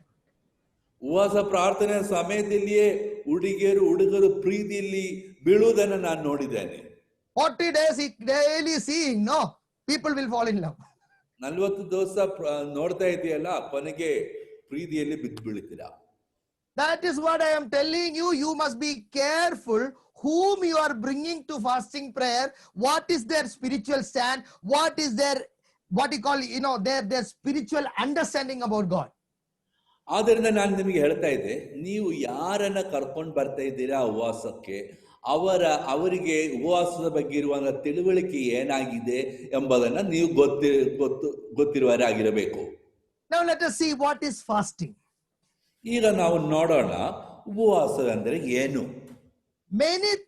Many people think that fasting is so materialistic also in nature. ಅನೇಕ ಜನರು ಯೋಚನೆ ಮಾಡ್ತಾರೆ ಇದು ಒಂದು ಭೌತಿಕವಾದಂತ ಒಂದು ಕಾರ್ಯವಾಗಿದೆ ಎಂಬುದಾಗಿ. Some people fast for material things only. ಅನೇಕ ಜನರು ಭೌತಿಕವಾದ ಕಾರ್ಯಗಳಿಗೋಸ್ಕರ ಮಾತ್ರ ಉಪವಾಸ ಮಾಡ್ತಾರೆ. Lord, I want to go for America, give me visa, for that I am fasting. ಕೆಲವರು ಹೇಳ್ತಾರೆ ನನಗೆ ಅಮೆರಿಕೆಗೆ ಹೋಗ್ಬೇಕು, ಅದಕ್ಕೋಸ್ಕರ ವಿಸಾ ಕೊಡಿ, ಅವ್ರು ಹಂಗೆ ಪ್ರಾರ್ಥನೆ ಮಾಡ್ತಾರೆ. Lord, I want to get married to this girl, Lord, that is why I am fasting. ಈ ಹುಡುಗಿಯನ್ನ ಮದುವೆ ಮಾಡಬೇಕು, ಅದಕ್ಕೋಸ್ಕರ ನಾನು ಉಪವಾಸ ಮಾಡ್ತಾ ಇದ್ದೆ. Lord, I want to have a big house, Lord, for that matter only I am fasting. ನನಗೆ ದೊಡ್ಡ ಮನೆ ಬೇಕು, ಅದಕ್ಕೋಸ್ಕರ ನಾನು ಉಪವಾಸ ಮಾಡ್ತಾ ಇದ್ದೆ. Brother and sister, you pray for your material things, but fast for spiritual things. Please. ಪ್ರಿಯ ಸಹೋದರ ಸಹೋದರಿಯರೇ, ನಿಮ್ಮ ಭೌತಿಕವಾದ ಅಗತ್ಯಗಳಿಗೆ ನೀವು ಪ್ರಾರ್ಥನೆ ಮಾಡಿರಿ, ಆದರೆ ಆತ್ಮೀಯವಾದ ಆಶೀರ್ವಾದಕ್ಕೆ ನೀವು ಉಪವಾಸ ಮಾಡಿರಿ. That is the word what the Bible say. ಅದೇ ದೇವರ ವಾಕ್ಯದಲ್ಲಿ ನಾವು ನೋಡುವಂಥದ್ದು. Can you show any place where apostles of the Lord prayed for a jeep, a car, a lorry, donkey in fasting prayer? ಅಪೊಸ್ತಲರು ಎಲ್ಲಾದರೂ ಅವರ ಭೌತಿಕ ವಿಷಯಕ್ಕೋಸ್ಕರ, ವಾಹನಗಳಿಗೋಸ್ಕರ ಉಪವಾಸದಲ್ಲಿ ಅವರು ಪ್ರಾರ್ಥನೆ ಮಾಡುವುದನ್ನು ನೀವು ನೋಡಿದ್ದೀರಾ? Their fasting and prayer were always for spiritual things. ಆದರೆ ಅವರ ಉಪವಾಸ ಪ್ರಾರ್ಥನೆ ಯಾವಾಗಲೂ ಆತ್ಮೀಯ ಕಾರ್ಯಗಳಿಗಾಗಿರುತ್ತದೆ. You can fast and pray for ministry work. ನಿಮಗೆ ಖಂಡಿತವಾಗಿಯೂ ನಿಮ್ಮ ಸೇವೆಗೋಸ್ಕರ ನಿಮಗೆ ಉಪವಾಸ ಪ್ರಾರ್ಥನೆ ಮಾಡಬಹುದು. But we have made the fasting prayer into materialistic things. ಆದರೆ ನಾವು ಉಪವಾಸ ಪ್ರಾರ್ಥನೆಯು ನಮ್ಮ ಭೌತಿಕ ಅಗತ್ಯಗಳಿಗೋಸ್ಕರ ನಾವು ಅದನ್ನು ಮಾಡಿದ್ದೇವೆ. So you may ask me, brother, is it wrong if I take fasting for material things? ಒಂದ್ ವೇಳೆ ನೀವು ಕೇಳಬಹುದು, ಬ್ರದರ್, ನನ್ನ ಭೌತಿಕ ಅಗತ್ಯಗಳಿಗೋಸ್ಕರ ಉಪವಾಸ ಮಾಡುವುದು ತಪ್ಪ? No, it is not mistake. ಅದು ಒಂದು ತಪ್ಪಲ್ಲ. But without spiritual things, if you are only focusing on material things, it will create issues. ಆದರೆ ಆತ್ಮೀಯ ಕಾರ್ಯಗಳು ನಿಮಗೆ ಇಲ್ಲದೆ ನಿಮ್ಮ ಗಮನ ಭೌತಿಕ ವಿಷಯಗಳಲ್ಲಿ ಮಾತ್ರ ಇದ್ದರೆ ಅದು ನಿಮಗೆ ತೊಂದರೆಯನ್ನು ಮಾಡ್ತೇವೆ. Sometimes in the deliverance ministry, the Lord will specifically guide. Yeah, you have a problem with the job, you have to fast and pray for the job, but that is according to the guidance of the Spirit. ಕೆಲವು ಸಾರಿ ಬಿಡುಗಡೆಯ ಸೇವೆಯಲ್ಲಿ ದೇವರು ನನಗೆ ಪ್ರತ್ಯೇಕವಾಗಿ ಆಲೋಚನೆ ಕೆಲವು ವ್ಯಕ್ತಿಗಳ ಬಗ್ಗೆ ಹೇಳ್ತಾರೆ, ನಿನ್ನ ಕೆಲಸದ ಬಗ್ಗೆ, ಆ ಕೆಲಸದ ವಿಷಯದಲ್ಲಿ ಪ್ರಾರ್ಥನೆ ಮಾಡೋದಕ್ಕೆ ದೇವರು ಪ್ರೇರಣೆ ಕೊಡ್ತಾರೆ. But in that there will be a spiritual thing. ಅದರಲ್ಲಿ ಒಂದು ಆತ್ಮೀಯ ವಿಷಯವನ್ನು ಕೂಡ ಇರ್ತೇವೆ. I will tell you the difference. ಅದರ ವ್ಯತ್ಯಾಸ ನಾನು ಹೇಳ್ತೇನೆ. A spiritual person, imagine a person who is having prayer life. ಪ್ರಾರ್ಥನಾ ಜೀವಿತವಿರುವ ಒಬ್ಬ ಮನುಷ್ಯನನ್ನ ಊಹಿಸುವ. He is a believer of the church. ಅವನೊಬ್ಬ ಸಭೆಯ ವಿಶ್ವಾಸಿ. He is an educated man. ಅವನೊಬ್ಬ ಎಜುಕೇಶನ್ ಇರುವಂತ ಮನುಷ್ಯ. And he came to the Lord. ಅವನು ದೇವರ ಕಡೆಗೆ ಬಂದನು. And he is trying for a job. ಅವನು ಒಂದು ಕೆಲಸವನ್ನ ಹುಡುಕುತ್ತಾ ಇದೆ. But he is not getting a job. ಆದರೆ ಅವನಿಗೆ ಕೆಲಸ ಸಿಗ್ತಾ ಇಲ್ಲ. And we found out that in the spirit that because of a demonic curse, his life is not progressing. ಅವನು ಆತ್ಮೀಯತೆಯಲ್ಲಿ ಅವನಿಗೆ ತಿಳುವಳಿಕೆ ಬಂದು ಅವನ ಜೀವನದಲ್ಲಿ ಒಂದು ಶಾಪ ಇರುವುದರಿಂದ ಅವನಿಗೆ ಅವನ ಕೆಲಸ ಸಿಗುವುದಕ್ಕೆ ಅವನಿಗೆ ತೊಂದರೆ ಆಗಿದೆ ಎಂಬುದಾಗಿ. So he will say that, brother, you have to fast and pray for your job. ಅವರು ಹೇಳ್ತಾರೆ, ನೀವು ಉಪವಾಸ ಮಾಡಿ ಪ್ರಾರ್ಥನೆ ಮಾಡಬೇಕು ನಿಮ್ಮ ಸೇವೆಗೋಸ್ಕರ, ನಿಮ್ಮ ಕೆಲಸಕ್ಕೋಸ್ಕರ. After fasting, God gave him a job. ಉಪವಾಸ ನಂತರ ದೇವರು ಅವನಿಗೆ ಒಂದು ಕೆಲಸ ಕೊಟ್ಟಿದ್ದಾನೆ. So then what happened to him? Sorry. Then what will happen to him? ನಂತರ ಅವನಿಗೆ ಏನಾಗುತ್ತದೆ? He will start thanking the God on a Sunday. ಅವನು ಭಾನುವಾರ ದೇವರಿಗೆ ಕೃತಜ್ಞತೆ ಹೇಳ್ತಾನೆ. He will start paying offering to the church. ಅವನು ಕಾಣಿಕೆ ಕೊಡ್ತಾನೆ ಸಭೆಗೆ. He will start evangelizing about the Lord in his office. ಅವನ ಆಫೀಸ್ನಲ್ಲಿ ಅವನು ಮಾಡುವಂತ ಸುವಾರ್ತೆ ಬಗ್ಗೆ ಅವನು ಹೇಳ್ತಾನೆ. That is what happens when a spiritual man gets material blessing. ಅದೇ ಒಬ್ಬ ಆತ್ಮೀಯ ಮನುಷ್ಯನಿಗೆ ಭೌತಿಕವಾದ ಆಶೀರ್ವಾದ ಬರುವಾಗ ಆಗುವಂತ ಕಾರ್ಯ. Because that will bring the extension of the kingdom of God. ಯಾಕಂದ್ರೆ ಅದು ಇನ್ನು ದೇವರ ರಾಜ್ಯವನ್ನ ಹೆಚ್ಚಿಸುವುದಕ್ಕೆ ಕಾರಣವಾಗುತ್ತದೆ. But what if a person who is not at all spiritual, he want a job? ಆದರೆ ಆತ್ಮೀಯತೆ ಇಲ್ಲದಂತ ಒಬ್ಬ ಮನುಷ್ಯನಿಗೆ ಒಬ್ಬ ಕೆಲಸ ಬೇಕು. ಅದು He will come for fasting prayer. ಅವನು ಕೂಡ ಉಪವಾಸ ಪ್ರಾರ್ಥನೆ ಮಾಡ್ತಾನೆ. I want a job, I want a job, I want a job. ನನಗೊಂದು ಕೆಲಸ ಬೇಕು, ನನಗೊಂದು ಕೆಲಸ ಬೇಕು ಎಂದು ಹೇಳ್ತಾನೆ. He will come for Friday prayer, he will come for Saturday prayer, he will come for Sunday service because he want a job. ಅವನು ಶುಕ್ರವಾರ ಬರ್ತಾನೆ, ಶನಿವಾರ ಬರ್ತಾನೆ, ಭಾನುವಾರ ಬರ್ತಾನೆ. ಯಾಕಂದ್ರೆ ಅವನಿಗೆ ಕೆಲಸ ಬೇಕು. Finally he gets a job. ಕೊನೆಯಾಗಿ ಅವನಿಗೆ ಕೆಲಸ ಸಿಕ್ಕಿದೆ. Next Friday, next Saturday, next Sunday, he is not in the church.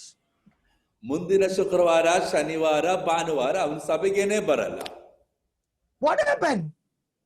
ಏನಾಯ್ತು ಅವನಿಗೆ? Brother, I got a job. I'm so busy, brother. ಓ ಬ್ರದರ್, ನನಗೆ ಕೆಲಸ ಸಿಕ್ಕಿದೆ, ಇವಾಗ ನಾನು ತುಂಬಾ ಬ್ಯುಸಿ ಆಗಿದ್ದೇನೆ ಎಂಬುದಾಗಿ. That is what happens when a carnal man come for a fasting prayer. ಅದೇ ಆತ್ಮೀಯತೆ ಇಲ್ಲದಂತ ಒಬ್ಬ ಮನುಷ್ಯನು ಉಪವಾಸ ಪ್ರಾರ್ಥನೆ ಬಂದರೆ ಆಗೋದು ಅದು.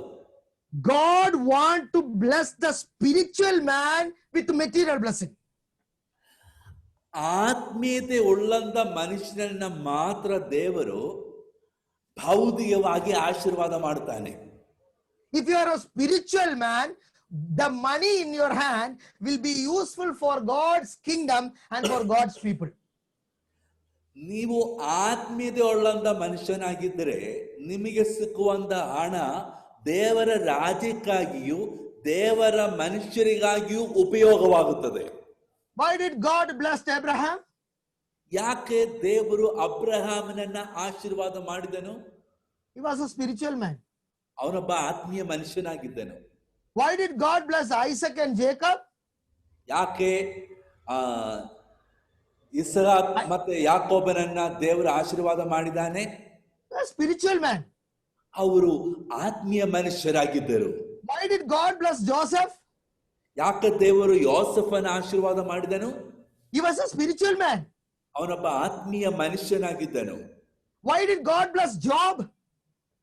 ಯಾಕೆ ದೇವರು ಯೋಬನನ್ನ ಆಶೀರ್ವಾದ ಮಾಡಿದನು? He was a spiritual man. ಅವನೊಬ್ಬ ಆತ್ಮೀಯ ಮನುಷ್ಯನಾಗಿದ್ದನು. Don't think that God is angry about the rich. He is happy when a man is in spirit. God is willing to give you money. ನೀವು ಯೋಚನೆ ಮಾಡಬಾರದು, ಓ ಆ ಧನ ಐಶ್ವರ್ಯಗಳಿರುವಂತ ಮನುಷ್ಯರ ಮೇಲೆ ದೇವರು ಸಿಟ್ಟುಳ್ಳವನಾಗಿದ್ದಾನೆ. ಹಾಗೆ ಅಲ್ಲ. ಆದರೆ ಒಬ್ಬ ಮನುಷ್ಯನು ಆತ್ಮೀಯನಾಗಿದ್ದಾಗ ದೇವರು ಅವನಿಗೆ ಹೆಚ್ಚಾದ ಆಶೀರ್ವಾದ ಕೊಡ್ತಾನೆ. First become spiritual and material things will follow you. ಮೊದಲು ಉಪವಾಸ ಪ್ರಾರ್ಥನೆ ಆತ್ಮೀಯ ವಿಷಯದಲ್ಲಿ ಮುಂದುವರಿಬೇಕು. ಹಾಗಿದ್ರೆ ಆ ಭೌತಿಕವಾದ ವಿಷಯಗಳು ನಮ್ಮನ್ನ ಹಿಂಬಾಲಿಸುತ್ತವೆ. Say this to Lord, make me like you, Yeshua. ಓ ನಾವು ದೇವರಿಗೆ ಹೇಳೋಣ, ಯೇಸುವ ನಿನ್ನ ಹಾಗೆ ನನ್ನನ್ನ ಬದಲಾಯಿಸು. Yeshua, change my character, change my personality, Yeshua. ಯೇಸುವ ನನ್ನ ಸ್ವಭಾವವನ್ನ ಬದಲಾಯಿಸು, ನನ್ನ ಸ್ವಭಾವವನ್ನ ಬದಲಾಯಿಸು. Yeshua, give me the holiness in my life, Yeshua. ಯೇಸುವ ನನ್ನ ಜೀವನದಲ್ಲಿ ಪವಿತ್ರತೆಯನ್ನ ಕೊಡು ಯೇಸುವ. Yeshua, make my life holy, Yeshua. ಯೇಸುವ ನನ್ನ ಜೀವನದಲ್ಲಿ ಪವಿತ್ರತೆಯನ್ನ ಕೊಡು ಯೇಸುವ. When you give first priority to your spiritual life, all things will follow you. ಓ ನಿಮ್ಮ ಜೀವನದಲ್ಲಿ ಮೊದಲ ಪ್ರಾಮುಖ್ಯತೆಯು ಆತ್ಮೀಯ ವಿಷಯಕ್ಕೆ ಕೊಡುವಾಗ ಉಳಿದ ಎಲ್ಲ ಕಾರ್ಯಗಳು ಅದನ್ನ ಹಿಂಬಾಲಿಸುತ್ತದೆ. But man is very crazy for material thing first, spiritual thing second. ಆದರೆ ಅನೇಕ ಸಾರಿ ಮನುಷ್ಯರು ಮೊದಲು ಭೌತಿಕ ಕಾರ್ಯಗಳಿಗೆ ಆಸಕ್ತಿ ಉಳ್ಳವನಾಗಿ ಹೆಚ್ಚು ಆಸಕ್ತಿ ಆತ್ಮೀಯ ವಿಷಯಗಳಲ್ಲಿ ಸಲ್ಲಿಸುವುದಿಲ್ಲ. Fasting first must be for spiritual things. ಮೊದಲನೇದಾಗಿ ಉಪವಾಸ ನಾವು ಮಾಡುವುದು ಆತ್ಮೀಯ ವಿಷಯಗಳಿಗೋಸ್ಕರ ಆಗಿರಬೇಕು. Imagine an egg. ಒಂದು ಮೊಟ್ಟೆಯನ್ನು ನಾವು ಉದಾಹರಣೆಗೆ When the egg is kept under a hen for 21 days, what happened? ಆ ಕೋಳಿಯ ಕೆಳಗಡೆ ಈ ಮೊಟ್ಟೆಯನ್ನ 21 ದಿವಸ ಇಟ್ಟಾಗ ಅದಕ್ಕೆ ಏನಾಗುತ್ತದೆ?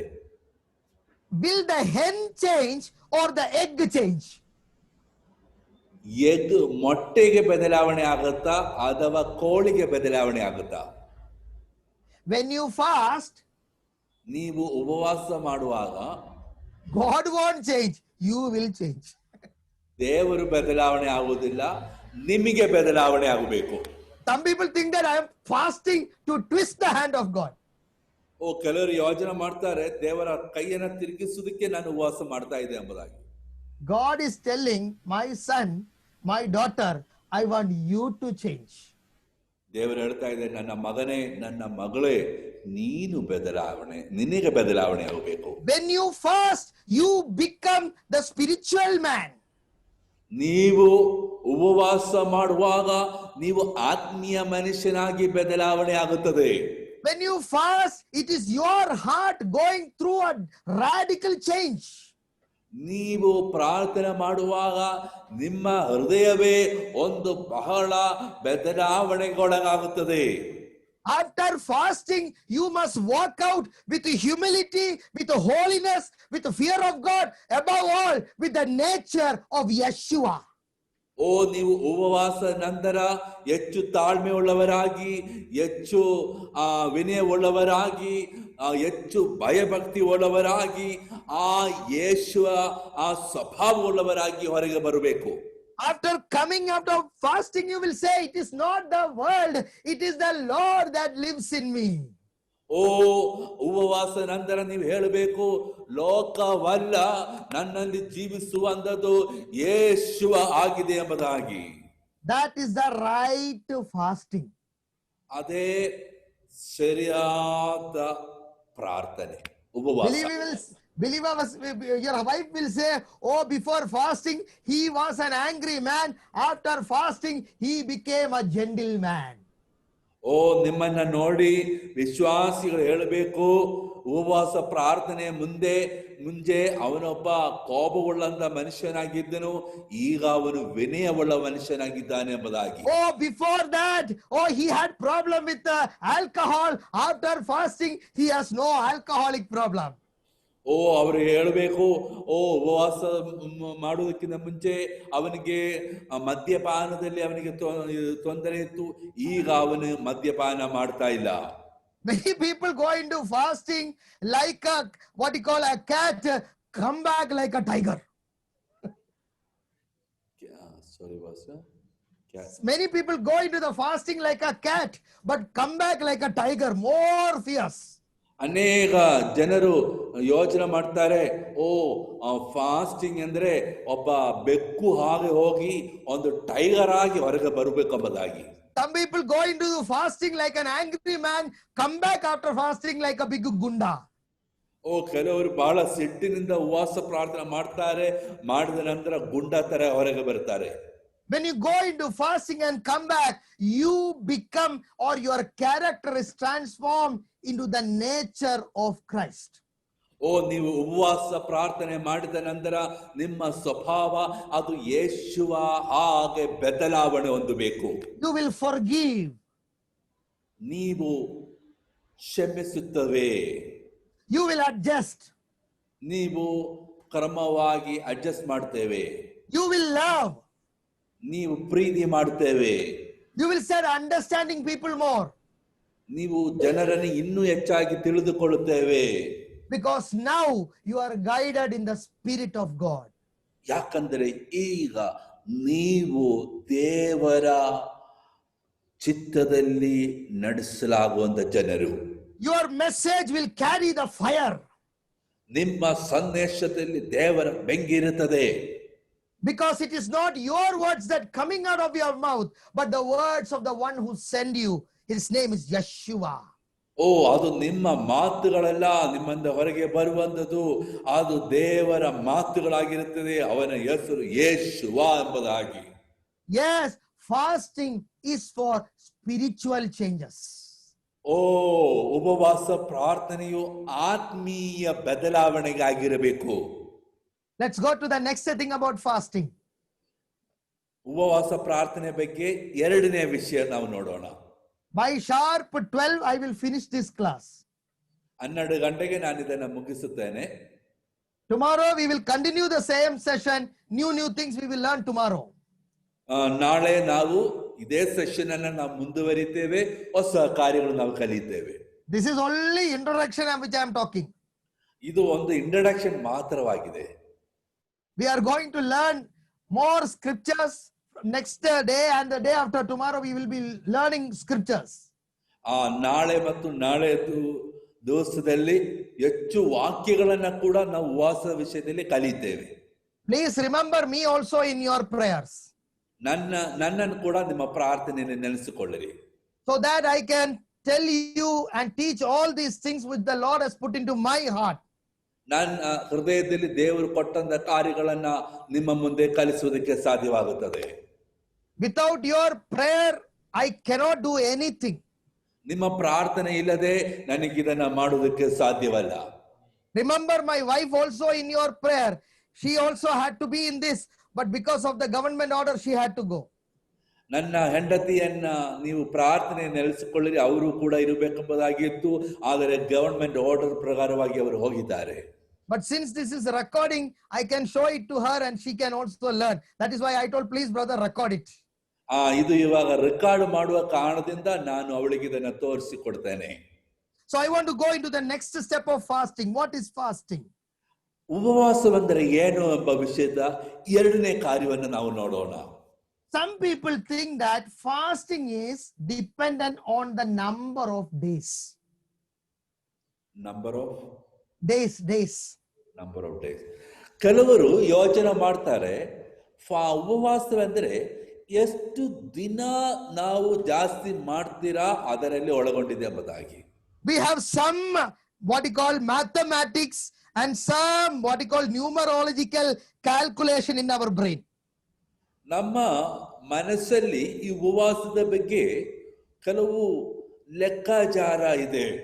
ಈ ಉಪವಾಸದ ಬಗ್ಗೆ Brother, if we have to take one day fasting, ನಾವು ಒಂದು ದಿವಸ ಉಪವಾಸ ಮಾಡಿದರೆ then we have to take 3-day fasting. ನಂತರ ನಾವು 3 ದಿನ ಉಪವಾಸ ಮಾಡಬೇಕು. 7-day fasting.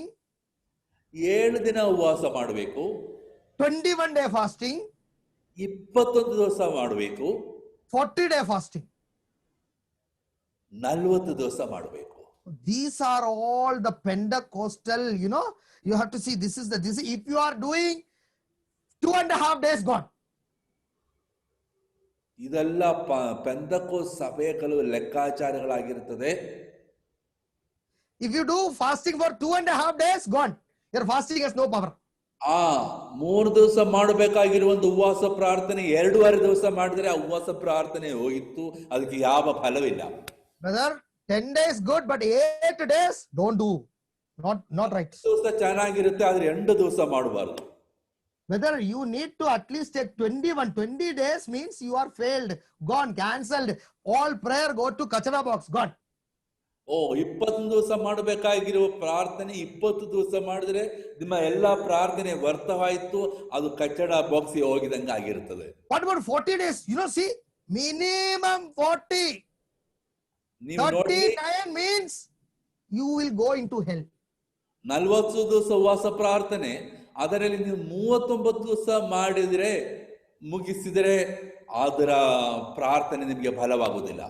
Because of such doctrines in the Pentecostal church, ಅದೇ ತರವಾಗಿರುವಂತ ಉಪದೇಶಗಳು ಪೆಂತೆಕೋಸ್ತ್ ಸಭೆಯಲ್ಲಿ ಇರುವುದರಿಂದ the majority of the Pentecostal believers are going to gastroenterologist. ಪೆಂತೆಕೋಸ್ತ್ ಸಭೆಯಲ್ಲಿರುವಂತ ಅನೇಕ ಜನರು ಅದೇ ತರ ಉಪವಾಸ ಮಾಡುವ ಕಾರಣದಿಂದ ಅವರು ಗ್ಯಾಸ್ಟ್ರೋಎಂಟ್ರಾಲಜಿಸ್ಟ್ ಎಂಬ ಆ ರೋಗ ಅವಸ್ಥೆಗೆ ಹೋಗುತ್ತದೆ. Doctors are making lot of money through Pentecostal ministries.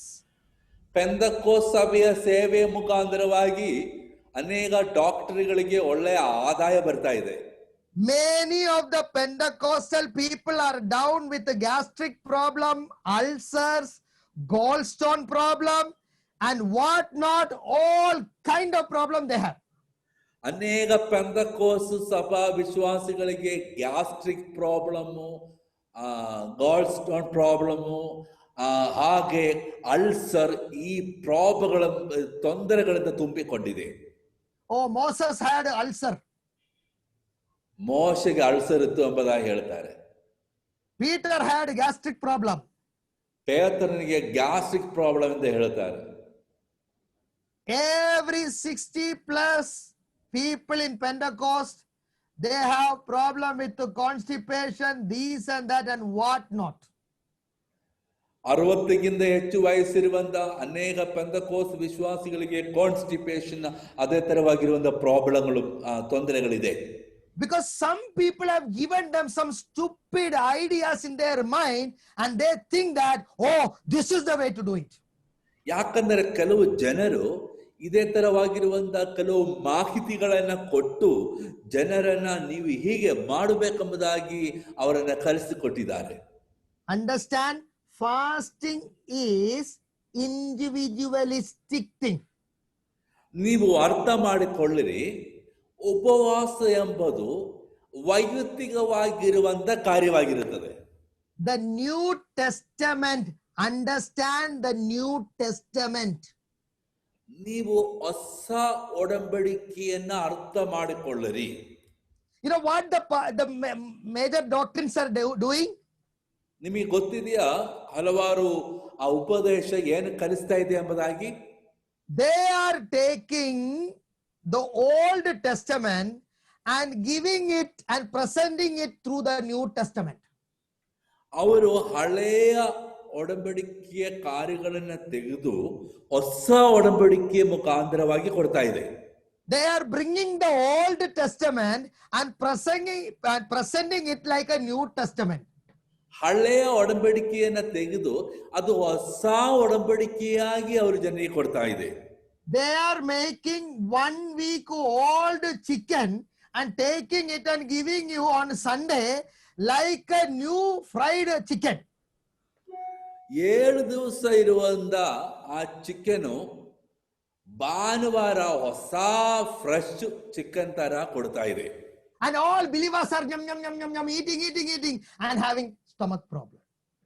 ಎಲ್ಲ ವಿಶ್ವಾಸಿಗಳು ಅದನ್ನ ತಿಂದು ಕೊನೆಗೆ ಹೊಟ್ಟೆಯ ತೊಂದರೆಗಳಿಂದ ಒಳಗಾಗಿರುತ್ತದೆ. Fasting is individualistic. ಉಪವಾಸ ಅದು ವೈಯಕ್ತಿಕವಾಗಿರುವಂತ ಕಾರ್ಯ. Some people can take fasting from morning to evening. ಕೆಲವರಿಗೆ ಉಪವಾಸ ಬೆಳಿಗ್ಗೆಯಿಂದ ಸಾಯಂಕಾಲ ತನಕ ಮಾಡಬಹುದು. Some people must only skip breakfast. ಕೆಲವರು ಬ್ರೇಕ್ಫಾಸ್ಟ್ ಮಾತ್ರ ಸ್ಕಿಪ್ ಮಾಡಿದರೆ ಸಾಕು. Some people must take breakfast, skip your lunch and take your dinner in the evening. ಕೆಲವರಿಗೆ ಬ್ರೇಕ್ಫಾಸ್ಟ್ ತಿಂದುಕೊಂಡು ಮಧ್ಯಾಹ್ನದ ಆ ಊಟವನ್ನ ಸ್ಕಿಪ್ ಮಾಡಿ ರಾತ್ರಿ ಊಟ ಮಾಡಬಹುದು. Your bodies are different. ಯಾಕಂದ್ರೆ ನಿಮ್ಮ ಶರೀರ ಅದು ವ್ಯತ್ಯಸ್ತವಾಗಿರುತ್ತದೆ. Your energy is different. ನಿಮಗಿರುವಂತ ಶಕ್ತಿಯು ವ್ಯತ್ಯಸ್ತವಾಗಿರುತ್ತದೆ. Your calling is different. ನಿಮಗೆ ಇರುವಂತ ಕರೆಯುವಿಕೆಯು ವ್ಯತ್ಯಸ್ತವಾಗಿರುತ್ತದೆ. The purpose is different. ಉದ್ದೇಶವು ವ್ಯತ್ಯಸ್ತವಾಗಿರುತ್ತದೆ. Don't put everybody into the same structure. ಎಲ್ಲರನ್ನ ಒಂದೇ ಸ್ಟ್ರಕ್ಚರ್ ಅಲ್ಲಿ ನೀವು ಇಡಬೇಡ. Then after your fasting prayer, you will have to pray for healing ministry. ಯಾಕಂದರೆ ಉಪವಾಸ ನಂತರ ಹೀಲಿಂಗಿಗೋಸ್ಕರ ಪ್ರಾರ್ಥನೆ ಮಾಡಬೇಕಾಗಿರುತ್ತದೆ. So please, my believers, please church, please pastors, understand that fasting in the New Testament is individual specific. ನನ್ನ ಪ್ರಿಯ ವಿಶ್ವಾಸಿಗಳೇ, ಸಹೋದರರೇ, ಸೇವಕರೇ, ನೀವು ಅರ್ಥ ಮಾಡಿಕೊಳ್ಳಬೇಕು, ಹೊಸ ಒಡಂಬಡಿಕೆಯ ಸಭೆಯಲ್ಲಿ ಉಪವಾಸ ಅದು ವೈವಿಧ್ಯವಾಗಿರುತ್ತದೆ. Now many people have many questions now. ಅನೇಕ ಜನರಿಗೆ ಈಗ ಅನೇಕ ಪ್ರಶ್ನೆಗಳು ಕೇಳಬಹುದು. Tomorrow and day after tomorrow, I will finish with it. ಆದರೆ ನಾಳೆ ಮತ್ತು ನಾಳೆದಿರುವಂತ ಸೆಕ್ಷನ್ ಅಲ್ಲಿ ನಾನು ಇದನ್ನು ಮುಕ್ತಾಯಗೊಳಿಸುತ್ತೇನೆ. This is just an introduction. ಇದು ಒಂದು ಇಂಟ್ರಡಕ್ಷನ್ ಮಾತ್ರ ನಾನು ಕೊಟ್ಟಿದ್ದೇನೆ. May the Lord bless you. ದೇವರು ನಮ್ಮನ್ನು ಆಶೀರ್ವಾದ ಮಾಡಲಿ. Over to you, Pastor Linu. Okay, thank you, Pastor. I'll close the recording, Pastor.